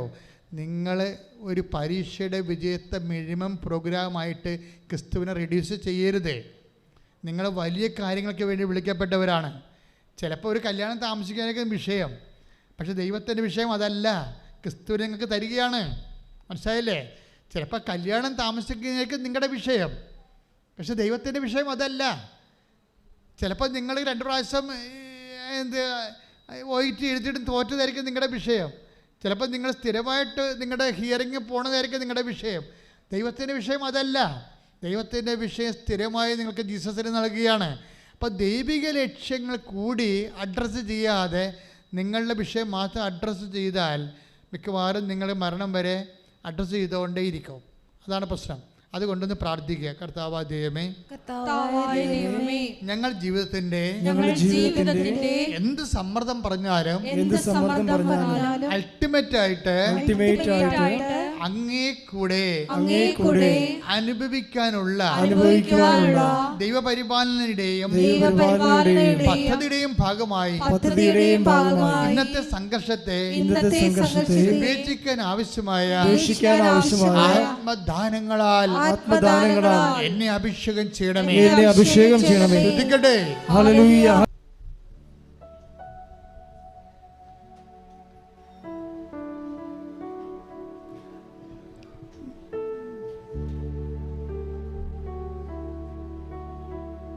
കൈകൾ കൂപ്പി ഈശോയെ തന്നെ നോക്കുക.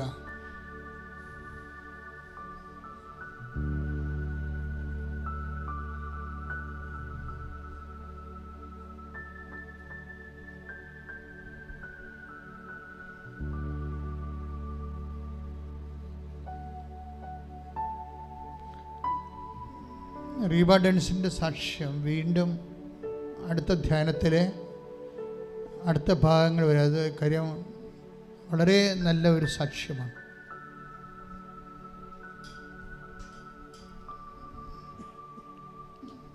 നമ്മൾ കൃപയ്ക്ക് പേയ്മെൻറ്റ് നൽകണമെന്നും നമുക്ക് നൽകാൻ കഴിയുമെന്നും അങ്ങനെ പേയ്മെൻറ്റ് നൽകിയാൽ അപ്പം തന്നെ കൃപ നമ്മളിലേക്ക് വഴിഞ്ഞൊഴുകുമെന്നും ഈ ഭൂമിയിൽ തന്നെ നമുക്ക് മനസ്സിലാക്കാൻ പറ്റിയ ഏറ്റവും നല്ല സാക്ഷ്യമാണ് റീബ ഡെൻസിൻ്റെത്. അത് നമുക്ക് അടുത്ത ധ്യാനത്തിൽ നമുക്ക് കേൾക്കാം. എങ്ങനെയാണ് കൃപ ടാപ്പ് ചെയ്യുന്നത്?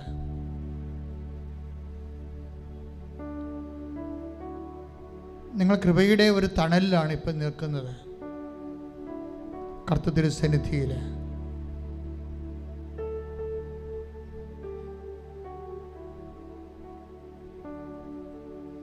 കർത്താവിൻ്റെ അനുഗ്രഹങ്ങൾ ഇവിടെ തീർത്ഥാടനത്തിൽ ഇരിക്കുന്നവരും ഓൺലൈനായി പ്രാർത്ഥിക്കുന്നവരും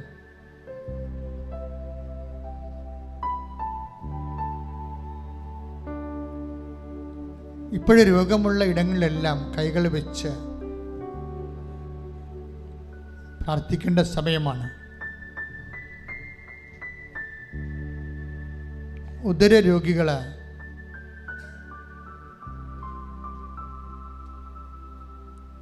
ഉദരത്തിൽ കൈവച്ച് പ്രാർത്ഥിക്കേണ്ടതാണ്.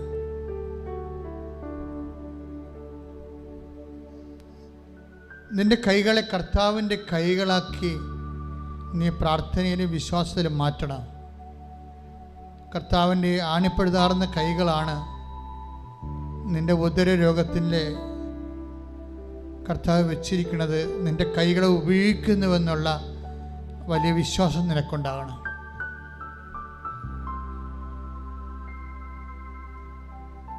ചിലപ്പോൾ ഉദരത്തിൽ സിസ്റ്റായിരിക്കും ഉള്ളത്, ഗർഭപാത്രത്തിൽ. ചിലപ്പോൾ PCOD രോഗമാകാം, ചിലപ്പോൾ കിഡ്നി രോഗമാണ് നിനക്കുള്ളത്. ഇതെല്ലാം ഇപ്പോൾ ഓർക്കണം. 10,000 മനുഷ്യർ സുഖപ്പെട്ട മാതാവ് ജീവനോടെ പ്രത്യക്ഷപ്പെട്ട ആയിരങ്ങൾ സാക്ഷ്യം പറഞ്ഞ ഒരു ദൈവ ഇടത്തിലാണ് നീ നിൽക്കുന്നത്. പ്രാർത്ഥനയിലെ കർത്താവേ, അങ്ങയുടെ മക്കൾക്കെല്ലാം വേണ്ടി ഞാൻ പ്രാർത്ഥിക്കുക. കർത്താവേ, നിന്റെ വിശുദ്ധ പൗരോഹിത്യത്തെ നീ മഹത്വപ്പെടുത്തണം. കർത്താവേ, സഭയിലുള്ള നിന്റെ സാന്നിധ്യത്തെ നീ പ്രകടമാക്കണം. കുടല് ചുരുങ്ങിപ്പോയവരുണ്ട്, ആഹാരം കഴിക്കുമ്പോൾ ഛർദ്ദിക്കുന്നവരുണ്ട്, കുടലിൻ്റെ അകത്തുള്ള സ്ഥലങ്ങൾ വീണ്ടും മാറിയിട്ട് അൾസർ പിടിച്ചവരുണ്ട്. അവരെല്ലാം കർത്താവ് തിരുരക്തത്താൽ കഴുകണമേ എന്ന് പ്രാർത്ഥിക്കുന്നു.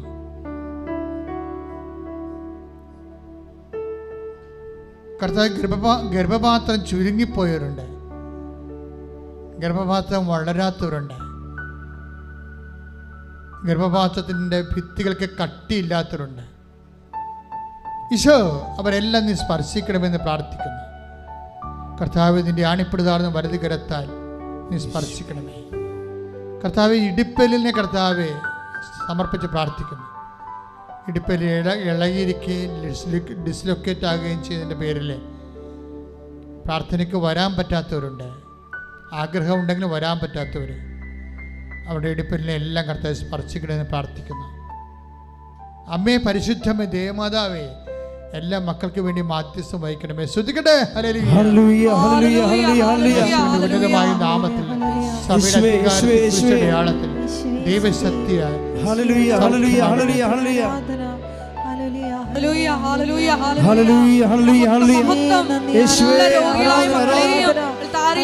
സമർപ്പിച്ച് പ്രാർത്ഥിക്കുന്നു. മക്കളെല്ലാവരെയും പ്രത്യക്ഷീകരണത്തിന്റെ സാക്ഷികളായി ഉയർത്തണമേ എന്ന് പ്രാർത്ഥിക്കുന്നു. ഹല്ലേലൂയ. സദയം തുടരേ സുഖമായിടും എൻ്റെ ഉള്ളം. ശ്വാസകോശത്തിൻ്റെ വിഷമത അനുഭവിക്കുന്നവരുണ്ട്, ശ്വാസ തടസ്സങ്ങൾ അനുഭവിക്കുന്നവരുണ്ട്. കർത്താവേ, നിന്റെ വിശുദ്ധമായ രക്തം കൊണ്ട് ശ്വാസകോശത്തെ കഴുകണമെന്ന് പ്രാർത്ഥിക്കുന്നു.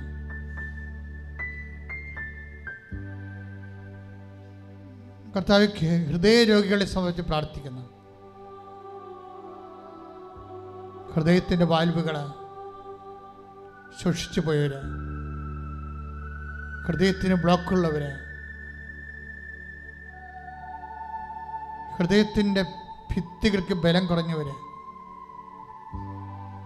ശ്വസിക്കാൻ പാടുപെടുന്നവർ, വേണ്ടത്ര ഓക്സിജൻ കിട്ടാത്തവർ, അവരെല്ലാവരെയും സമർപ്പിച്ച് പ്രാർത്ഥിക്കുന്നു. കർത്താവ്, ശ്വാസകോശത്തിൽ ആകമാനം കരളിനെ സമർപ്പിച്ച് പ്രാർത്ഥിക്കുന്നു. ഫാറ്റി ലിവറുള്ളവരെ,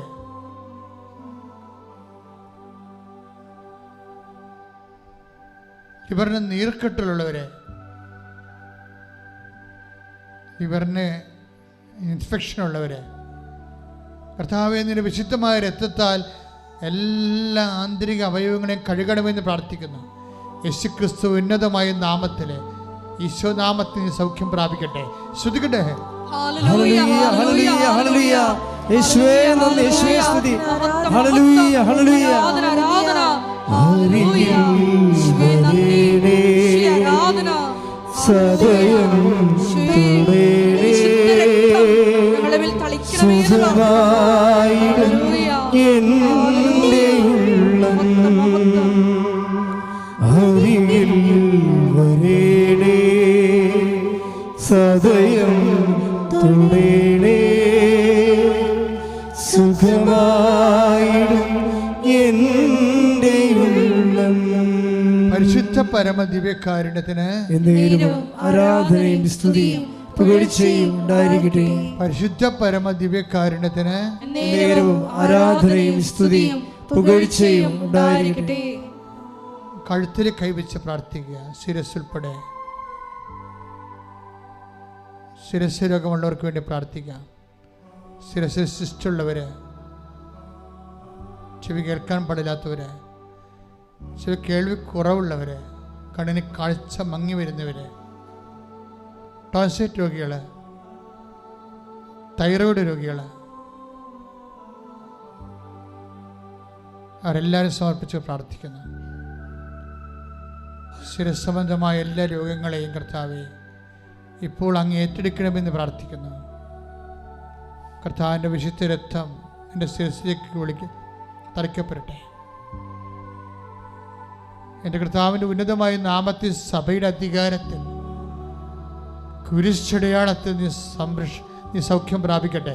ശ്രുതിക്കട്ടെ. ഹല്ലേലൂയ, ഹല്ലേലൂയ, ഹല്ലേലൂയ, ഹല്ലേലൂയ, ഹല്ലേലൂയ. യേശുവേ നന്ദി, യേശുവേ സ്തുതി. ഹല്ലേലൂയ. അരികിൽ വരേണേ സദയം ആരാധനയിൽ ലോകം മുഴുവനും പങ്കെടുത്ത് പ്രാർത്ഥിക്കുന്ന സുഖമായിടും എൻ്റെ ഉള്ളം. ആരാധന, ആരാധന. കൈകൾ സ്വസ്തിക പോലെ വെച്ച്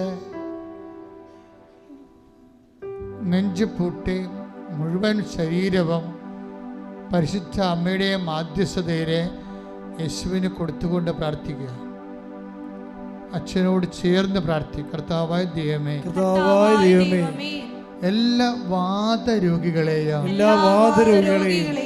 അങ്ങേക്ക് സമർപ്പിക്കുന്നു. അങ്ങേക്ക് സമർപ്പിക്കുന്നു. എല്ലാ തരത്തിലുള്ള വാദരോഗങ്ങളെ വിശുദ്ധ രക്തത്താൽ അങ്ങ് കഴുകണമേ, സൗഖ്യപ്പെടുത്തണമേ.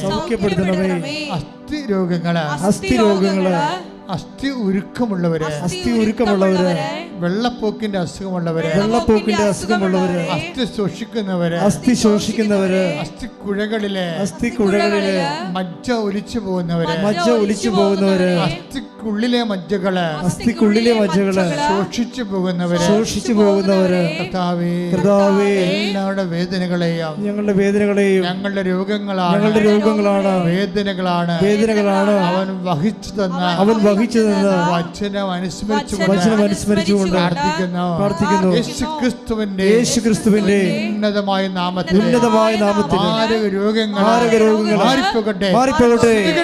ഹല്ലേലൂയ ഹല്ലേലൂയ ഹല്ലേലൂയ യേശുവേ ആരാധന ആരാധന ആരാധന ഹല്ലേലൂയ ഹല്ലേലൂയ അരികിൽ വരേണേ സദയം തൊടേണേ സുഖമായിടും എൻ്റെ ഉള്ളം. പരിശുദ്ധ പരമദിവ്യകാരുണ്യത്തിന് ആരാധനയും സ്തുതിയും പുകഴ്ചയും ഉണ്ടായിരിക്കട്ടെ. പരിശുദ്ധ പരമദിവ്യകാരുണ്യത്തിന് ആരാധനയും സ്തുതിയും പുകഴ്ചയും ഉണ്ടായിരിക്കട്ടെ. ഈ സമയം മക്കളില്ലാത്തവരെ വീണ്ടും അടിവയറ്റിൽ കൈവച്ച് പ്രാർത്ഥിക്കേണ്ടതാണ്.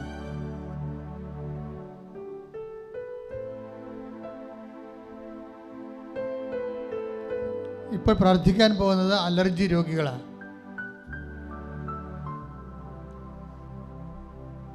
എപ്പിലെപ്സി രോഗികള്, ഓട്ടിസം രോഗികള്, അങ്ങനെ ന്യൂറോട്ടിക് ആയിട്ടുള്ള എല്ലാവിധ രോഗങ്ങളുടെ മേലും കർത്താവ് കാരുണ്യം ചൊരിയാൻ വേണ്ടി സ്തുതിക്കട്ടെ. എന്റെ തിരുമുറുവാർന്ന വലതുകരം എല്ലാ രോഗികളുടെ മേലും ഉറക്കമില്ലാത്തവരുണ്ട് കർത്താവേ, പ്രഷർ വല്ലാതെ കയറുന്നവരുണ്ട് കർത്താവേ, ഷുഗർ കൂടുന്നവരുണ്ട് കർത്താവേ, എല്ലാ രോഗികളെയും ഏറ്റെടുക്കണമെന്ന് പ്രാർത്ഥിക്കുന്നു. കർത്താവിൻ്റെ രക്തം അവലേക്ക് തളിക്കപ്പെടട്ടെ, കർത്താവിൻ്റെ രക്തം തളിക്കപ്പെടട്ടെ. യേശുവിന്റെ ഉന്നതമായ നാമത്തിൽ സഭയുടെ അധികാരത്തിൽ കുരിശടയാളത്തിൽ യേശു നാമത്തിലെ സൗഖ്യം പ്രാപിക്കട്ടെ. ഹല്ലേലൂയ ഹല്ലേലൂയ ഹല്ലേലൂയ ഹല്ലേലൂയ യേശുവേ നന്ദി, യേശുവേ സ്തുതി. അരികിൽ വരേണേ സദയം തൊടേണേ സുഖമായിടും എൻ്റെ ഉള്ളം. അരികിൽ വരേണേ സദയം തൊടേണേ സുഖമായിടും എൻ്റെ ഉള്ളം. നിൽക്കുക. മൗനമായി പ്രാർത്ഥിക്കേണ്ട സമയമാണ് കേട്ടോ. നിങ്ങൾ ഉടമ്പടി വെച്ചിരിക്കുന്ന വിഷയങ്ങൾ, വെക്കാൻ പോകുന്ന വിഷയങ്ങൾ, പുതുക്കുമ്പോൾ വെക്കാനുള്ള വിഷയങ്ങളെല്ലാം പരിശുദ്ധയുടെ മാധ്യസ്ഥത്തിൽ ഈ ആരാധനയുടെ വലിയ തീഷ്ണമായ സമയത്ത് മൗനമായി പ്രാർത്ഥിക്കേണ്ടതാണ്. അച്ഛൻ പറയാത്ത എന്തെങ്കിലും വിഷയങ്ങൾ, ഭാരങ്ങൾ നിങ്ങൾ സ്വകാര്യമായി കുടുംബത്തെ അനുഭവിക്കുന്നുണ്ടെങ്കിൽ പരിശുദ്ധ അമ്മയുടെ മാധ്യസ്ഥത്തിൽ അത് വെക്കുക, സമർപ്പിക്കുക. പ്രാർത്ഥിക്കാൻ പോകുന്ന ജോലിയില്ലാത്തവർ, ജോലിക്ക് വേണ്ടി ശ്രമിക്കുന്നവർ,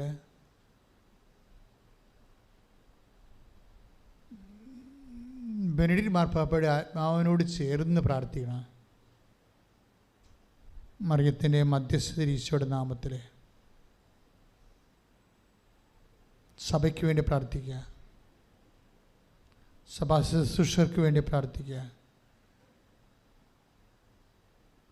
വിശ്വാസത്തിലെ പരീക്ഷണം നേരിടുന്നവർക്ക് വേണ്ടി പ്രാർത്ഥിക്കുക.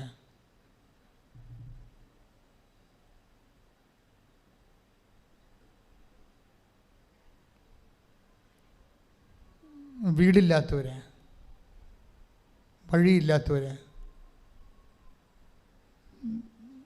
നൈപുണ്യ പരീക്ഷകൾ, മത്സര പരീക്ഷകളിലൊക്കെ പരാജയപ്പെട്ടിട്ട് നിരാശ പിടിച്ചിരിക്കുന്നവർ, റിസൾട്ട് പ്രതീക്ഷിക്കുന്നവർ, ഇങ്ങനെയുള്ള കാര്യങ്ങൾക്കൊരു തീരുമാനം എടുക്കാൻ പറ്റാതെ വിഷമിക്കുന്നവർ,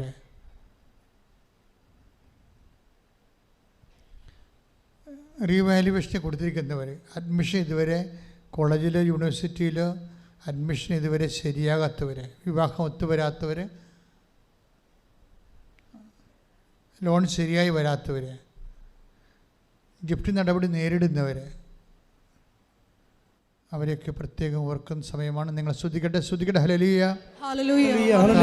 ഇങ്ങനെയുള്ള എല്ലാ വിഷയങ്ങളിലും വേദന അനുഭവിക്കുന്നവരെ അങ്ങയുടെ തിരുസന്നിധിയിൽ സമർപ്പിച്ചുകൊണ്ട് അടിയൻ പ്രാർത്ഥിക്കുന്നു. ഈശോ 36 വർഷം അർപ്പിച്ച കൃപാനയുടെ യോഗ്യതയാൽ കൃപാസ്ഥാനത്താറെ ജീവനോടെ പ്രത്യക്ഷപ്പെട്ട പരിശുദ്ധ അമ്മയുടെ മാധ്യസ്ഥത്തിൽ യേശുവിൻ്റെ നാമത്തിൽ എല്ലാ ക്ലേശങ്ങളും എല്ലാ ദുരിതങ്ങളും വ്യഥകളും യേശുവിൻ്റെ നാമത്തിൽ ആശ്വസിപ്പിക്കപ്പെടട്ടെ. ശ്രുതികട്ടെ. ഹല്ലേലൂയ ഹല്ലേലൂയ. ആരാധന ആരാധന യേശുവേ ആരാധന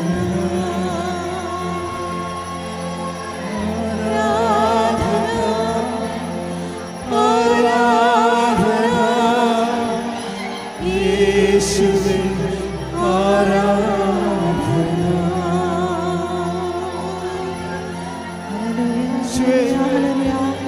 ഹല്ലേലൂയ ഹല്ലേലൂയ. യേശുവേ ആരാധന ആരാധന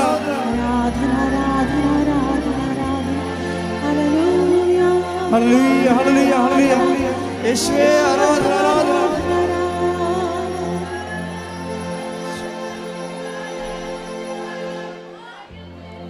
പരിശുദ്ധ പരമമാ ദിവ്യകാരുണ്യമേ എന്നുമെന്നും അങ്ങേയ്ക്കാരാധന. പരിശുദ്ധ പരമമാ ദിവ്യകാരുണ്യമേ എന്നുമെന്നും അങ്ങേയ്ക്കാരാധന. പരിശുദ്ധ പരമമാ ദിവ്യകാരുണ്യമേ എന്നുമെന്നും അങ്ങേയ്ക്കാരാധന. ആവേ ആവേ ആവേ മരിയ ആവേ